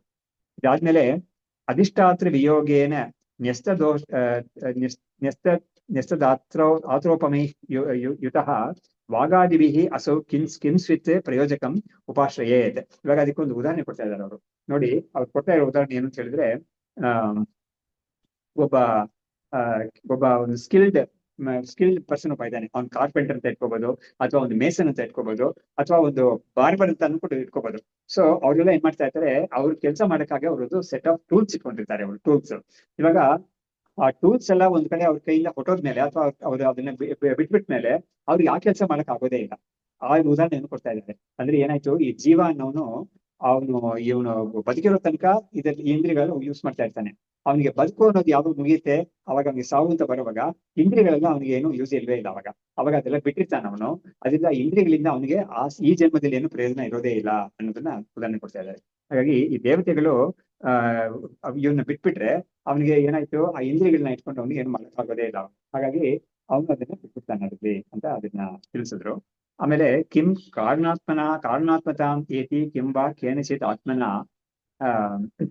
ಅವತಿಷ್ಠತೆ ಏವ ಅಯಂ ಕಿಂಬಾ ಕರ್ಮ ಏವ ಸಂಶಿತಃ ಅಂತ ಹೇಳ್ಬಿಟ್ಟು ಇವಾಗ ಒಂದು ಈ ವಿಚಾರ ಅಂದ್ರೆ ಯಾವುದು ಅವನನ್ನ ಜನ್ಮ ಕೊಡ್ತಾ ಇರುತ್ತೆ ಮತ್ತೆ ಅದಕ್ಕೆ ಏನ್ ಕಾರಣವಾಗಿರುತ್ತೆ ಅನ್ನೋದನ್ನೇ ಇವಾಗ ಅದನ್ನ ಕೇಳ್ತಾ ಇದ್ದಾರೆ.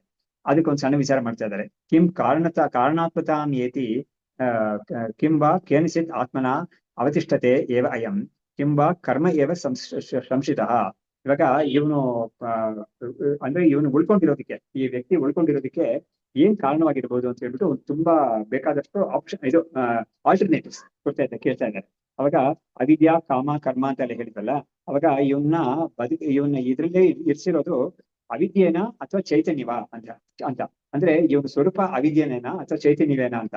ಹಾಗಾಗಿ ಅವಶಿಷ್ಟತೆ ಏವ ಅಯಂ ಕಿಂಬಾ ಕರ್ಮ ಏವ ಸಂಶಿತಃ, ಅಥವಾ ಇವನ್ ಕರ್ಮವೇ ಇವನ್ನ ಉಳಿಸ್ಕೊಳ್ತಾ ಇದೆಯಾ, ಅಥವಾ ಗುಣಗಳು ಅಂತ ಇದೆಯಲ್ಲ ಅಥವಾ ಯದಿವಾ ಈಶಾನಂ ಅಂದ್ರೆ ಈಶ್ವರನೇನ ಅದನ್ನ ಉಳಿಸ್ಕೊಳ್ತಾ ಇರೋದು, ಅಥವಾ ಕಾಲವ ಅಥವಾ ದೈವ ಅಂತ ಒಂದು ದೈವಶಕ್ತಿ ಅಂತ ಹೇಳ್ತೀವಲ್ಲ, ವಿಧಿ ಅಂತ ಹೇಳ್ತೀವಲ್ಲ, ಇವನ್ನ ಉಳಿಸ್ಕೊಳ್ತಾ ಇರೋದು, ಅಥವಾ ಎದರ್ಚ ಅಂದ್ರೆ ಬೈ ಚಾಯ್ಸ್ ಅಂದ್ರೆ ಚಾಯ್ಸ್ ಅಂತ ಹೇಳಿದ್ರೆ ಅದಕ್ಕೆ ಏನು ಕಾರಣನೇ ಇರೋದಿಲ್ಲ, ಅದಕ್ಕೆ ಅದೇ ಉಳಿಸ್ಕೊಳ್ತಾ ಇದೆಯಾ ಇವನ್ನ, ಅಥವಾ ಸಂತತಿ ಅಂತ ಹೇಳಿದ್ರೆ ವಿಜ್ಞಾನ ಸಂತತಿ ಅಂದ್ರೆ ಇವನಿಗೆ ಬೇಕಾದಷ್ಟು ಮನಸ್ಸಲ್ಲಿ ಬರೋ ಆಲೋಚನೆಗಳು ಅಂತ ಇದೆಯಲ್ಲ ಅವುಗಳೇ ಇವನ್ನ ಉಳಿಸ್ಕೊಳ್ತಾ ಇದೆಯಾ, ಅಥವಾ ಶೂನ್ಯ ಅನ್ನೋದೇ ಉಳಿಸ್ಕೊಳ್ತಾ ಇದೆಯಾ, ಅಥವಾ ಇನ್ನು ಯಾವ್ದಾದ್ರು ಅಂತ ಕೇಳಿ ಒಂದು ಪ್ರಶ್ನೆ ಮಾಡ್ತಾ ಇದ್ದಾರೆ. ಅವಾಗ ಇವುಗಳು ಯಾವ್ದು ಕೂಡ ಅಲ್ಲ ಅಂತ ಅದಕ್ಕೆ ಉತ್ತರ ಕೊಡ್ಬೇಕಾಗುತ್ತೆ. ಅವಾಗ ಕೊನೆಯಲ್ಲಿ ಏನ್ ಕೊಡ್ಬೇಕಾಗುತ್ತೆ, ಈ ಅವಿದ್ಯಾ ಕಾಮ ಕರ್ಮ ಅಂತ ಇದೆಯಲ್ಲ ಅವುಗಳು ಮಾತ್ರನೇ ಇರುತ್ತೆ ಅದು. ಅವಾಗ ಅದು ಮೂರೇನೆ ಇವನ್ನ ಮತ್ತೆ ಜನ್ಮ ಕೊಡಕ್ಕೆ ಇವನಿಗೆ ಕಾರಣವಾಗಿರೋದು. ಅದು ಮೂರು ಯಾವಾಗ ಇವನ ಹತ್ರ ಇರೋದಿಲ್ವೋ ಆವಾಗ ಇವನಿಗೆ ಮುಕ್ತಿ ಅನ್ನೋದು ಇರುತ್ತೆ ಅದು. ಸೊ ಹಾಗಾಗಿ ಈ ಒಂದು ಸಣ್ಣ ವಿಚಾರವನ್ನು ಮಾಡಿ ಅವರಿಗೆ ಪ್ರಶ್ನೇನ ಪೃಷ್ಟಃ ತುಷ್ಟಃ ಸಂತ್ಯಜ್ಯ ವಿಜಿಗಿಷಾಂ ಸಹ ಅಮುನಾ ನಿರ್ಗತೌ ವಿಜಿಗಿಷ್ಠಭ್ಯೋ ಮಿಥೋ ನಿರ್ಣಯಂ ಊಚುಹು. ಅಂದ್ರೆ ಏನಾಯ್ತು ಅಂತ ಹೇಳಿದ್ರೆ, ಈ ಡೈಲಾಗ್ ಎಲ್ಲ ಯಾಕೆ ಬಂದಿತ್ತು ಅಂತ ಹೇಳಿದ್ರೆ, ಯಾಜ್ಞವಲ್ಕ್ಯರು ಮತ್ತು ಇನ್ನೊಬ್ಬರು ಋಷಿ ಆರ್ತಭಾಗ ಅಂತ ಒಬ್ಬ ಋಷಿ, ಅವಾಗ ಇವರು ಈ ಆರ್ತಭಾಗ ಅಂತ ಒಂದು ಪ್ರಶ್ನೆಯನ್ನು ಕೇಳಿದಾಗ ಇವರು ಈ ಡೈಲಾಗ್ ಶುರು ಮಾಡಿದ್ದು ಯಾವ ಉದ್ದೇಶದಿಂದ ಅಂತ ಹೇಳಿದ್ರೆ, ಇಬ್ಬರಲ್ಲಿ ಯಾರೋ ಒಬ್ರು ಸೋಲ್ತಾರೆ, ಈ ಒಂದು ವಾದದಲ್ಲಿ ಯಾರೋ ಒಬ್ರು ಸೋಲ್ತಾರೆ, ಅದಕ್ಕಾಗಿ ಇದನ್ನ ಒಂದು ವಾದಕ್ಕೆ ಅಂತ ಇಟ್ಕೊಂಡು ಮಾಡಿದ್ರು ಅದನ್ನ. ಅವಾಗ ಈ ತರ ಒಂದು ಪ್ರಶ್ನೆ ಇವನು ಕೇಳಿದ ತಕ್ಷಣ ಯಾಜ್ಞವಲ್ಕ್ಯರಿಗೆ ತುಂಬಾ ಖುಷಿ ಆಗುತ್ತೆ ಅಂತೆ. ಇಂಥ ಪ್ರಶ್ನೆ ಕೇಳಿದ್ನಲ್ಲ ಅಂತ ಹೇಳ್ಬಿಟ್ಟು, ನಾವಿನ್ಮೇಲೆ ನಾವು ಒಬ್ಬರನ್ನೊಬ್ರು ಸೋಲ್ಸ್ಬೇಕು ಅಂತ ಒಂದು ವಾದ ಮಾಡೋದ್ ಬೇಡ, ಈ ವಿಚಾರ ಏನು ಅಂತ ತಿಳ್ಕೊಂಡು ನಾವು ತಿಳುವಳಿಕೆಯಾಗಿ ನಾವು ಇದನ್ನ ಮಾಡೋಣ ಅಂತ ಹೇಳ್ಬಿಟ್ಟು ಅವ್ರು ಆ ಸೋಲ್ಸೋದು ಅಂತ ಒಂದು ಬುದ್ಧಿಯನ್ನು ಬಿಟ್ಬಿಟ್ರು ಅಂತ ಈ ಶ್ಲೋಕದಲ್ಲಿ ಹೇಳಿದ್ರು ಅಷ್ಟೇ. ಆಮೇಲೆ ಸಂಸಾರ ಭೂಮಿ ವರ್ತಿತ್ವಾತ್ ನೈವ ಅಯಂ ಕಾರಣಾಶ್ರಯ ಕರ್ಮಾದಿ ಪರತಂತ್ರತ್ವಾತ್ ಸ್ವಾಶ್ರಯೋಯಂ ನಚ ಇಷ್ಯತೆ. ಹಾಗಾಗಿ ಇವನ ವಾಸ್ತವವಾದ ನೇಚರ್ ಯಾವುದು ಅಂತ ತಿಳ್ಕೊಳಕ್ಕಾಗಿ ಈ ಒಂದು ವಿಚಾರವನ್ನು ಮಾಡ್ತಾ ಇದ್ದಾರೆ ಅವರು. ಹಾಗಾಗಿ ತುಂಬಾ ಆಲ್ಟರ್ನೇಟಿವ್ಸ್ ಕೊಟ್ಟರಲ್ಲ, ಈ ಆಲ್ಟರ್ನೇಟಿವ್ಸ್ ಯಾವ್ದು ಕೂಡ ಇದರಲ್ಲಿ ಉಪಯೋಗ ಆಗಲ್ಲ ಅನ್ನೋದನ್ನ ತೋರಿಸ್ಬೇಕು. ಅದಕ್ಕಾಗಿ ಹೇಳ್ತಾ ಇದ್ದಾರೆ ಇವಾಗ ಜಡತ್ವಾತ್ ಗುಣ ಕಾಲಾದಿಹಿ. ನೋಡಿ, ಗುಣ ಕಾಲ ಇದೆಲ್ಲ ಕೂಡ ಜಡ ಗುಣ ಅನ್ನೋದು ಯಾವ್ದು ಅಂತ ಹೇಳಿದ್ರೆ, ಈ ಮಾಯಾ ಅಂತ ಒಂದು ಹೇಳ್ತೀವಲ್ಲ, ಅವಿದ್ಯಾ ಅಂತ ಹೇಳ್ತೀವಲ್ಲ ಪ್ರಕೃತಿಯಿಂದ, ಅದರಲ್ಲಿ ಸತ್ವ ರಜಸ್ ತಮಸ್ ಅಂತ 3 ಗುಣಗಳಿರುತ್ತೆ, ಅದೆಲ್ಲವೂ ಜಡ. ಅದರಿಂದ ಅವುಗಳು ಖಂಡಿತ ಇವನ್ನ ಉಳಿಸ್ಕೊಂಡಿರೋದಿಲ್ಲ. ಆಮೇಲೆ ಗುಣ ಅಂತ ಇದೆಯಲ್ಲ, ಗುಣ ಅದು ಕಾಲ ಮತ್ತು ಆದಿಪದಿಂದ ಎಲ್ಲವೂ ಕೂಡ ಯಾವುದು ಈಶಾನ ಕಾಲ ದೈವ ಇದೆಲ್ಲವೂ ಕೂಡ ಜೀವಂ ನೇತುಂ ಅರ್ಹತಿ ಹಠೋ ಎದೃಚ್ಛ ಶೂನ್ಯಂತು ಮಾನಹೀನಂ ತಥಾ ಇತರತೆ. ಹಾಗಾಗಿ ಇವುಗಳು ಆಲ್ಟರ್ನೇಟಿವ್ಸ್ ಕೊಟ್ಟಿದ್ದು ಯಾವ್ದು ಕೂಡ ಇವನ್ನ ಉಳಿಸ್ಕೊಳ್ಳಕ್ಕೆ ಯಾವ್ದು ಕೂಡ ಸಾಮರ್ಥ್ಯ ಇರೋದಿಲ್ಲ, ಎಲ್ಲವೂ ಕೂಡ ಜಡವಾಗಿರೋದ್ರಿಂದ. ಹಾಗಾದ್ರೆ ಯಾವ್ದು ಇವನ್ನ ಈ ಸಂಸಾರದಲ್ಲಿ ಉಳಿಸ್ಕೊಳ್ತಾ ಇದೆ ಅಂತ ಒಂದು ಪ್ರಶ್ನೆ ಬರ್ತದೆ, ಅದಕ್ಕೆ ಉತ್ತರ ಕೊಡ್ಬೇಕಾಗುತ್ತೆ. ಅದಕ್ಕೆ ಹೇಳ್ತಾ ಇದ್ದಾರೆ, ಜೀವೇಶ್ವರವು ಸ್ವತಂತ್ರವು ಚೇತ್ ವಿಧಿಶಾಸ್ತ್ರಂ ಅನರ್ಥಕಂ ಅತಃ ಸಾಧಾರಣೋ ಜನ್ಮಹೇತು ಕರ್ಮ ಏವ ಶಿಷ್ಯತೆ. ಇವಾಗ ಕರ್ಮ ಅನ್ನೋದನ್ನೇ ನಾವು ಇದಕ್ಕೆ ಉಳಿಸ್ಕೊಳ್ಳೋದಕ್ಕೆ ಅದೇ ಕಾರಣ ಅಂತ ಹೇಳ್ಬೇಕಾಗುತ್ತೆ. ಯದಿಬಿ ಕರ್ಮ ಜಡನೆ, ಆದ್ರೂ ಕೂಡ ಈ ಕರ್ಮಕ್ಕೆ ಅಷ್ಟೊಂದು ಪವರ್ ಇದೆ. ಯಾಕೆಂದ್ರೆ ನೋಡಿ, ಆ ಕರ್ಮ ಅನ್ನೋದು ಒಬ್ಬ ಚೇತನ ಮಾಡಿರೋದು ಕರ್ಮ ಅನ್ನೋದು ಅಲ್ವಾ. ಕರ್ಮ ಅನ್ನೋದು ತಾನೇ ಉಂಟಾಗೋದಿಲ್ಲ. ಹಾಗಾಗಿ ಯಾವ್ದೋ ಒಂದು ಚೇತನನೇ ಮಾಡಿರೋದು ಕರ್ಮವನ್ನ. ಅದು ಪಾಪವಾಗೋ ಪುಣ್ಯವಾಗೋ ಅದು ಉಳ್ಕೊಂಡೇ ಇರುತ್ತೆ ಅಲ್ಲಿ. ಹಾಗಾಗಿ ಅದು ಇವನಿಗೆ ಜನ್ಮವನ್ನು ಕೊಡ್ತಾ ಇರುತ್ತೆ ಮತ್ತೆ ಮತ್ತೆ. ಜೀವೇಶ್ವರವು ಸ್ವತಂತ್ರ ಉಚ್ಯತೆ ವಿಧಿಶಾಸ್ತ್ರಂ ಅನರ್ಥಕಂ. ಒಂದ್ ವೇಳೆ ಈ ಜೀವ ಮತ್ತು ಈಶ್ವರ ಇಬ್ರು ಕೂಡ ಸ್ವತಂತ್ರವಾಗಿ ಇದ್ದಾರೆ ಅಂತ ಹೇಳಿದ್ರೆ, ಅವಾಗ ವಿಧಿಶಾಸ್ತ್ರ ಅಂತ ಒಂದಿದೆಯಲ್ಲ, ವಿಧಿ ನಿಷೇಧ ಶಾಸ್ತ್ರ ಅಂತ, ಅದಕ್ಕೆ ಪ್ರಯೋಜನನೇ ಇರೋದಿಲ್ಲ. ಅದರಿಂದ ಏನ್ ಹೇಳ್ಬೇಕಾಗುತ್ತೆ, ಜೀವ ಅಂತ ಒಬ್ಬ ಜೀವನಾಗಿರ್ಬೇಕು ಅಂತ ಹೇಳಿದ್ರೆ ಅವನಿಗೆ ಈ ಕರ್ಮ ಅನ್ನೋದು ಇರ್ಲೇಬೇಕು ಅವನಿಗೆ ಖಂಡಿತ. ಈಶ್ವರ ಕೂಡ ಈಶ್ವರನಾಗಿರ್ಬೇಕು ಅಂತ ಹೇಳಿದ್ರೆ ಕರ್ಮ ಬೇಕು. ಈಶ್ವರನ ಕರ್ಮ ಅಲ್ಲ, ಅದು ಜೀವನ ಕರ್ಮ. ಯಾಕಂದ್ರೆ ಈಶ್ವರ ಅನ್ನೋದು ಯಾತಕ್ಕೆ ಇದ್ದಾನೆ ಅಂತ ಹೇಳಿದ್ರೆ, ಅಷ್ಟು ಜೀವನಗಳು ಇದ್ದಾರಲ್ಲ ಸೃಷ್ಟಿಯಲ್ಲಿ, ಅವ್ರಿಗೆಲ್ಲರಿಗೂ ಕೂಡ ಅವ್ರವ್ರ ಕರ್ಮ ಪ್ರಕಾರ ಅವನಿಗೆ ಆ ಜೀವಗಳಿಗೆ ಒಂದು ಫಲವನ್ನ ಒದಗಿಸ್ಬೇಕು. ಹಾಗಾಗಿ ಅದಕ್ಕಾಗಿ ಈಶ್ವರ ಇರೋದು. ಹಾಗಾಗಿ ಈ ಪ್ರಪಂಚ ಸೃಷ್ಟಿ ಮಾಡೋದೇ ಕೂಡ ಈಶ್ವರ ಯಾತಕ್ಕೆ ಅಂತ ಹೇಳಿದ್ರೆ, ಆ ಜೀವಗಳಿಗೆಲ್ಲ ಮುಂಚೆ ಮಾಡಿದ ಕರ್ಮವನ್ನ ಅವ್ರು ಭೋಗ ಮಾಡ್ಬೇಕು. ಅದಕ್ಕೆ ಇನ್ಫ್ರಾಸ್ಟ್ರಕ್ಚರ್ ಅಂತ ಇದೆಯಲ್ಲ, ಅದನ್ನ ಮಾಡ್ಬೇಕು.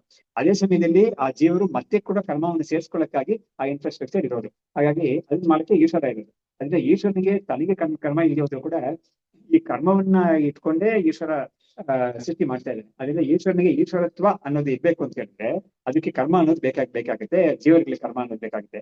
ಜೀವನಿಗೆ ಕೂಡ ಅವನಿಗೆ ಒಂದು ಸಂಸಾರಿ ಅಂತ ಅನಿಸ್ಕೋಬೇಕಾದ್ರೆ ಅವನಿಗೆ ಕರ್ಮ ಅನ್ನೋದು ಬೇಕೇ ಬೇಕಾಗುತ್ತೆ. ಅದರಿಂದ ಕರ್ಮವೇ ಇವನ್ನ ಉಳಿಸ್ಕೊಳ್ತಾ ಇರೋದು ಅಂತ ಆಯ್ತು ಅದಕ್ಕೆ. ಅವಾಗ ಕರ್ಮ ಅಂತ ಹೇಳಿದಾಗ ನಮ್ಗೆ ಏನಾಗುತ್ತೆ, ಕರ್ಮ ನಂಬರ್ 3 ಲಿಸ್ಟ್ ಅಲ್ಲಿ ಕರ್ಮಕ್ ಮುಂಚೆ ಕಾಮ ಇದೆ, ಕಾಮಕ್ ಮುಂಚೆ ಅವಿದ್ಯಾ ಇದೆ. ಹಾಗಾದ್ರೆ ಏನಾಯ್ತು, ಅವಿದ್ಯಾ ಕಾಮ ಕರ್ಮ ಅಂತ ಇದೆಯಲ್ಲ, ಅವುಗಳು ಮೂರೇನೆ ಇವನ್ನ ಸಂಸಾರದಲ್ಲಿ ಉಳಿಸ್ಕೊಳ್ತಾ ಇರುತ್ತೆ ಅಂತ ಅದನ್ನ ನಿರ್ಣಯ ಮಾಡ್ತಾರೆ. ಸತಿ ಕರ್ಮಣಿ ವೈಚಿತ್ರ್ಯಂ ದೇಹಾನಾಂ ಉಪಪದ್ಯತೆ ದೇವ ಗೃಹೀತತ್ವಾತ್ ಜಾಡ್ಯ ದೋಷೋನ ಕರ್ಮಣಃ. ಹಾಗಾಗಿ ಈ ಕರ್ಮ ಇದ್ರೇನೆ ನಮ್ಗೆ ಈ ಕರ್ಮವೇ ಇದಕ್ಕೆ ಇವನಿಗೆ ಜನ್ಮಕ್ಕೆ ಕಾರಣ ಅನ್ನೋದನ್ನ ನಾವು ಹೇಳೋದಕ್ಕೆ ಒಂದು ಉಪಪದ್ಯನೂ ಇದೆ. ಯಾತಕ್ಕೆ ಅಂತ ಹೇಳಿದ್ರೆ ನೋಡಿ, ಕರ್ಮ ಇರೋದ್ರಿಂದಲೇ ಒಬ್ಬನಿಗೆ ಈ ಜನ್ಮ ಅವನಿಗೆ ಈ ಶರೀರ ಸಿಕ್ಕಿದೆ. ಮುಂದಿನ ಜನ್ಮ ಅವನಿಗೆ ಕರ್ಮ ಪ್ರಕಾರ ಬೇರೆ ತರ ಶರೀರ ಸಿಗುತ್ತೆ. ಆಮೇಲೆ ಜೀವನಗಳೇ ನಾವು ನೋಡಿದಾಗ ಬೇಕಾದಷ್ಟು ಜೀವಗಳನ್ನ ಒಬ್ಬನ ತರ ಇನ್ನೊಬ್ಬ ಇಲ್ಲ. ಅವನಿಗೆ ಇರೋ ಸಾಮರ್ಥ್ಯ ಇನ್ನೊಬ್ಬನಿಗಿಲ್ಲ, ಅವನಿಗಿರೋ ಸೌಲಭ್ಯ ಅನುಕೂಲಗಳೆಲ್ಲ ಇನ್ನೊಬ್ಬನಿಗಿಲ್ಲ ಅಂತ ನೋಡ್ತೀವಿ ನಾವು. ಒಬ್ಬ ತುಂಬಾ ಹನುಮಂತರ ಮನೇಲಿ ಹುಟ್ಟಿದ್ದಾನೆ, ಇನ್ನೊಬ್ಬ ತುಂಬಾ ಬಡತನದಲ್ಲಿದ್ದಾನೆ. ಒಬ್ಬ ಹುಟ್ಟುವಾಗ್ಲೇ ತುಂಬಾ ಒಳ್ಳೆ ಆರೋಗ್ಯ ಇದೆ, ಚೆನ್ನಾಗೇ ಇದ್ದಾನೆ ಅವನು. ಇನ್ನೊಬ್ಬರಿಗೆ ಕಾಯಿಲೆಯಲ್ಲೇ ಹುಟ್ಟಿದ್ದಾನ. ಈ ತರ ನಾವು ಬೇರೆ ನೋಡ್ತೀವಿ ತುಂಬಾ. ಹಾಗೆ ಕೆಲವರಿಗೆ ಬುದ್ಧಿ ಮಾಂದ್ಯ ಇರುತ್ತೆ, ಕೆಲವರಿಗೆ ತುಂಬಾ ಒಳ್ಳೆ ಚಾತುರ್ಯ ಇರುತ್ತೆ. ಇದೆಲ್ಲ ನಾವು ವ್ಯತ್ಯಾಸ ನೋಡ್ತೀವಲ್ಲ. ಇದಕ್ಕೆಲ್ಲ ಏನು ಕಾರಣ ಅಂತ ಹೇಳಿದ್ರೆ ಕರ್ಮವೇ ಕಾರಣ ಅಂತ ಹೇಳ್ತಾರೆ. ಇದು ಬಾಕಿ ಜೀವನಗಳೆಲ್ಲ ಇಟ್ಕೊಂಡು ಹೇಳಿದ್ರು. ಒಬ್ಬೇ ಜೀವನಿಗೆ ಕೂಡ ಒಂದೊಂದು ಸಮಯದಲ್ಲಿ ಒಂದೊಂದ್ಸಲ ಆಗೋಗುತ್ತಲ್ಲ ಅವನಿಗೆ ಜೀವನದಲ್ಲೇ, ಒಂದು ಜೀವನದಲ್ಲೇ ಅವನಿಗೆ ಬೇಕಾದಷ್ಟು ಹೇರುಪೇರುಗಳಾಗ್ತಾ ಇದ್ರು. ಅದಕ್ಕೂ ಕರ್ಮವೇ ಕಾರಣ. ಆಮೇಲೆ ಒಂದೇ ಜೀವನಿಗೆ ಕೂಡ ಈ ಜನ್ಮದಲ್ಲಿ ಒಂದು ತರ ಶರೀರ ಸಿಕ್ಕಿದೆ, ಮುಂದಿನ ಜನ್ಮದಲ್ಲಿ ಅವನಿಗೆ ಬೇರೆ ತರ ಶರೀರ ಸಿಕ್ಕುತ್ತೆ ಅಂತ ಹೇಳಿದ್ರೆ ಅದಕ್ಕೆ ಏನ್ ಕಾರಣ ಅಂತ ಕೇಳಿದ್ರೆ ಅದಕ್ಕೆ ಕೂಡ ಕರ್ಮವೇ ಕಾರಣ ಅಂತ ಹೇಳ್ಬಿಟ್ಟು ಎಲ್ಲವನ್ನೂ ಕರ್ಮದ ತಲೆಗೆ ಕಟ್ಬಿಡ್ತಾರೆ ಇವಾಗ. ಈ ತರ ಮಾಡಿ ತೋರಿಸ್ತಾರೆ ಅದನ್ನ. ಆಮೇಲೆ ಇವಾಗ ಬ್ರಹ್ಮಲೋಕ ಅನ್ನೋದು ಬಗ್ಗೆ ಒಂದು ಸಣ್ಣ ಒಂದು ವಿಚಾರ ಮಾಡ್ತಾ ಇದ್ದಾರೆ. ಇವಾಗ ತೃತೀಯ ಬ್ರಾಹ್ಮಣೆ ಪುಣ್ಯ ಫಲಾವಧಿ ಉದೀರ್ಯತೆ ಅಶ್ವಮೇಧ ಪರಂ ಪುಣ್ಯಂ ಬ್ರಹ್ಮಲೋಕ ಫಲಾವಧಿ ಅಂತ ಹೇಳ್ಬಿಟ್ಟು ಅದೇ ಬೃಹದಾಂಕದಲ್ಲಿ ಬರೋ ಇನ್ನೊಂದು ಸೆಕ್ಷನ್ ಅಲ್ಲಿ ಈ ಕರ್ಮ ಅನ್ನೋದು ಎಲ್ಲಿ ತನಕ ಇವನ್ನ ಕರ್ಕೊಂಡು ಹೋಗುತ್ತೆ ಅಂತ ಒಂದು ವಿಚಾರ ಮಾಡ್ತಾ ಇದ್ದಾರೆ. ಅಂದ್ರೆ ಯಾವ ಫಲವನ್ನ ಇವನಿಗೆ ಕೊಡಕ್ಕಾಗುತ್ತೆ, ಅದ್ರ ಒಂದು ಮ್ಯಾಕ್ಸಿಮಮ್, ಅದ್ರ ಲಿಮಿಟ್ ಏನು ಅನ್ನೋದನ್ನ ವಿಚಾರ ಮಾಡ್ತಾ ಇದ್ದಾರೆ. ಅವಾಗ ಪುಣ್ಯ ಫಲಾವಧಿ ಉದೀರ್ಯತೆ ಅಶ್ವಮೇಧ ಪರಂ ಪುಣ್ಯಂ ಬ್ರಹ್ಮಲೋಕ ಫಲಾವಧಿ. ಇವಾಗ ನಾವು ನಮ್ಮ ಸೃಷ್ಟಿ ಅಂತ ಹೇಳಿದಾಗ ಬ್ರಹ್ಮಾಂಡ ಅಂತ ಹೇಳ್ತೀವಿ, ಅದ್ರಲ್ಲಿ 14 ಲೋಕ ಇದೆ ಅಂತ ನಾವು ಹೇಳ್ತೀವಿ. 14 ಲೋಕಗಳಲ್ಲಿ ಕೊನೆಯ ಲೋಕ ಅನ್ನೋದೇ ಸತ್ಯಲೋಕ ಅನ್ನೋದು, ಅದೇ ಬ್ರಹ್ಮಲೋಕ ಅನ್ನೋದು, ಚತುರ್ಮುಖ ಬ್ರಹ್ಮಣ ಲೋಕ ಅದೇನೆ. ಇವಾಗ ಇಡೀ ಸೃಷ್ಟಿಯಲ್ಲೇ ಕೂಡ ಈ ಭೋಗ ಅಂತ ಇದೆಯಲ್ಲ, ಎಲ್ಲ ಲೋಕಗಳು ಭೋಗ ಇದೆ. ಆ ಭೋಗದಲ್ಲಿ ಅಲ್ಟಿಮೇಟ್ ಭೋಗ, ಸುಪ್ರೀಂ ಭೋಗ ಅಥವಾ ದಿ ಲಿಮಿಟ್ ಆಫ್ ದಿ ಇದು ಭೋಗ ಅದೇ ಯಾವ್ದು ಅಂತ ಹೇಳಿದ್ರೆ ಅದು ಸತ್ಯ ಲೋಕಕ್ಕೆ ಸಿಕ್ಕೋದು. ಅವಾಗ ಆ ಲೋಕವನ್ನ ಪಡ್ಕೊಳ್ಳಕ್ಕೆ ಏನ್ ಕರ್ಮ ಅಂತ ಕೇಳಿದ್ರೆ ಅದಕ್ಕೆ ಅಶ್ವಮೇಧ ಕರ್ಮ ಅಂತ ಹೇಳ್ತಾರೆ, ಅಶ್ವಮೇಧ ಯಾಗ ಅಂತ ಹೇಳ್ತಾರೆ. ಅದು ಮಾಡಿದವನಿಗೆ ಇದು ಸಿಗುತ್ತೆ, ಯಾವುದು ಆ ಒಂದು ಬ್ರಹ್ಮಲೋಕ ಫಲ ಸಿಗುತ್ತೆ ಅವನಿಗೆ ಅಂತ ಹೇಳ್ತಾರೆ.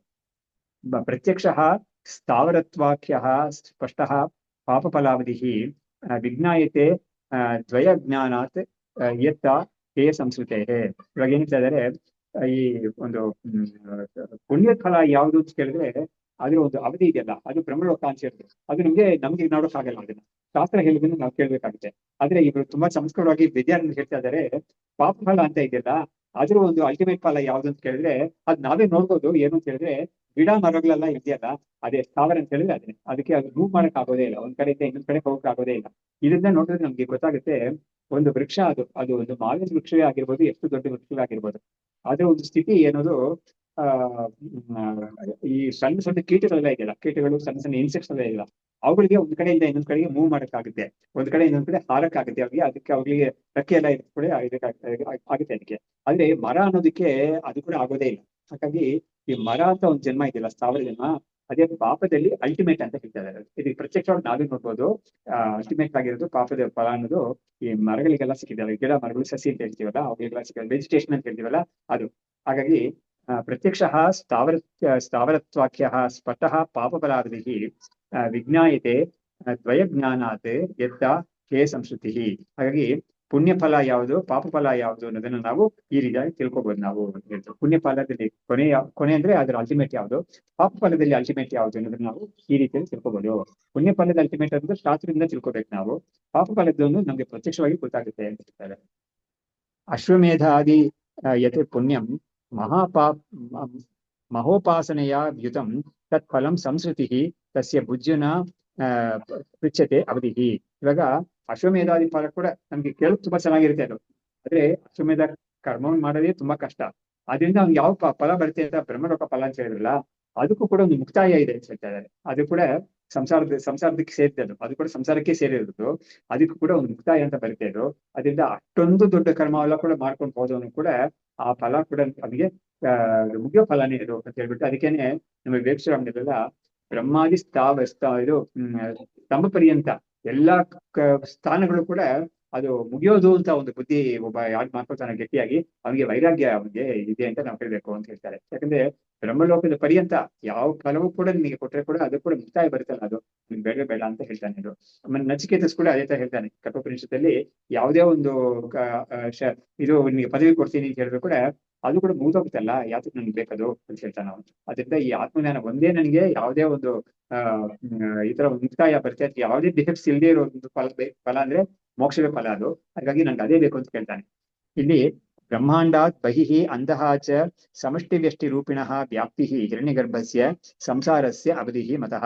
ಹಾಗಾಗಿ ಶಾಸ್ತ್ರದಲ್ಲಿ ಈ ಹಿರಣ್ಯಗರ್ಭ ಅಂತ ಇದೆಯಲ್ಲ, ಅವನಿಗೆ ಇಡೀ ಬ್ರಹ್ಮಾಂಡವನ್ನು ಪೂರ್ತಿ ಅವನೇ ಅದಕ್ಕೆ ಎಲ್ಲದಕ್ಕೂ ರಾಜ. ಯಾಕಂದ್ರೆ ಅವನೇ ಸತ್ಯಲೋಕಕ್ಕೂ ರಾಜ, ಸತ್ಯಲೋಕವೇ ಎಲ್ಲದಕ್ಕಿಂತ ಅಲ್ಟಿಮೇಟ್ ಅನ್ನೋದು.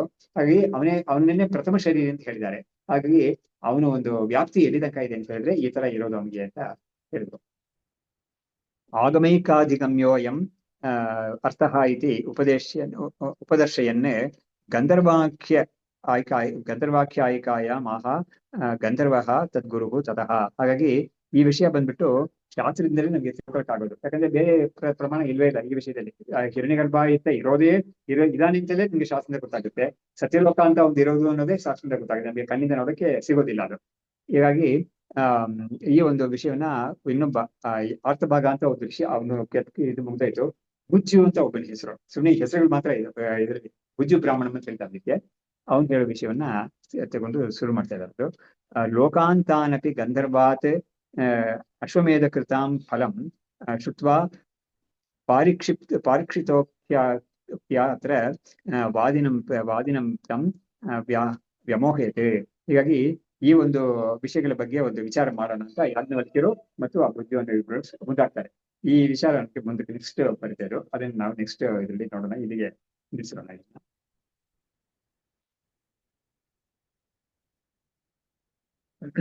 ಶಾಸ್ತ್ರಂ ಶಾರೀರ ಮೀಮಾಂಸಾ ದೇವಸ್ತು ಪರಮೇಶ್ವರಃ ಆಚಾರ್ಯ ಶಂಕರಾಚಾರ್ಯಾಃ ಸಂತು ಮೇ ಜನ್ಮ ಜನ್ಮನಿ ವಿದ್ಯಾವಿನಿ ಸಂಪೂರ್ಣಂ ರಾಗಂ ವಿವೇಕಿನಂ ವಂದೇ ವೇದಾಂತ ತತ್ವಜ್ಞಂ ವಿದುಷೇಖರ ಭಾರತೀಂ. ಓಂ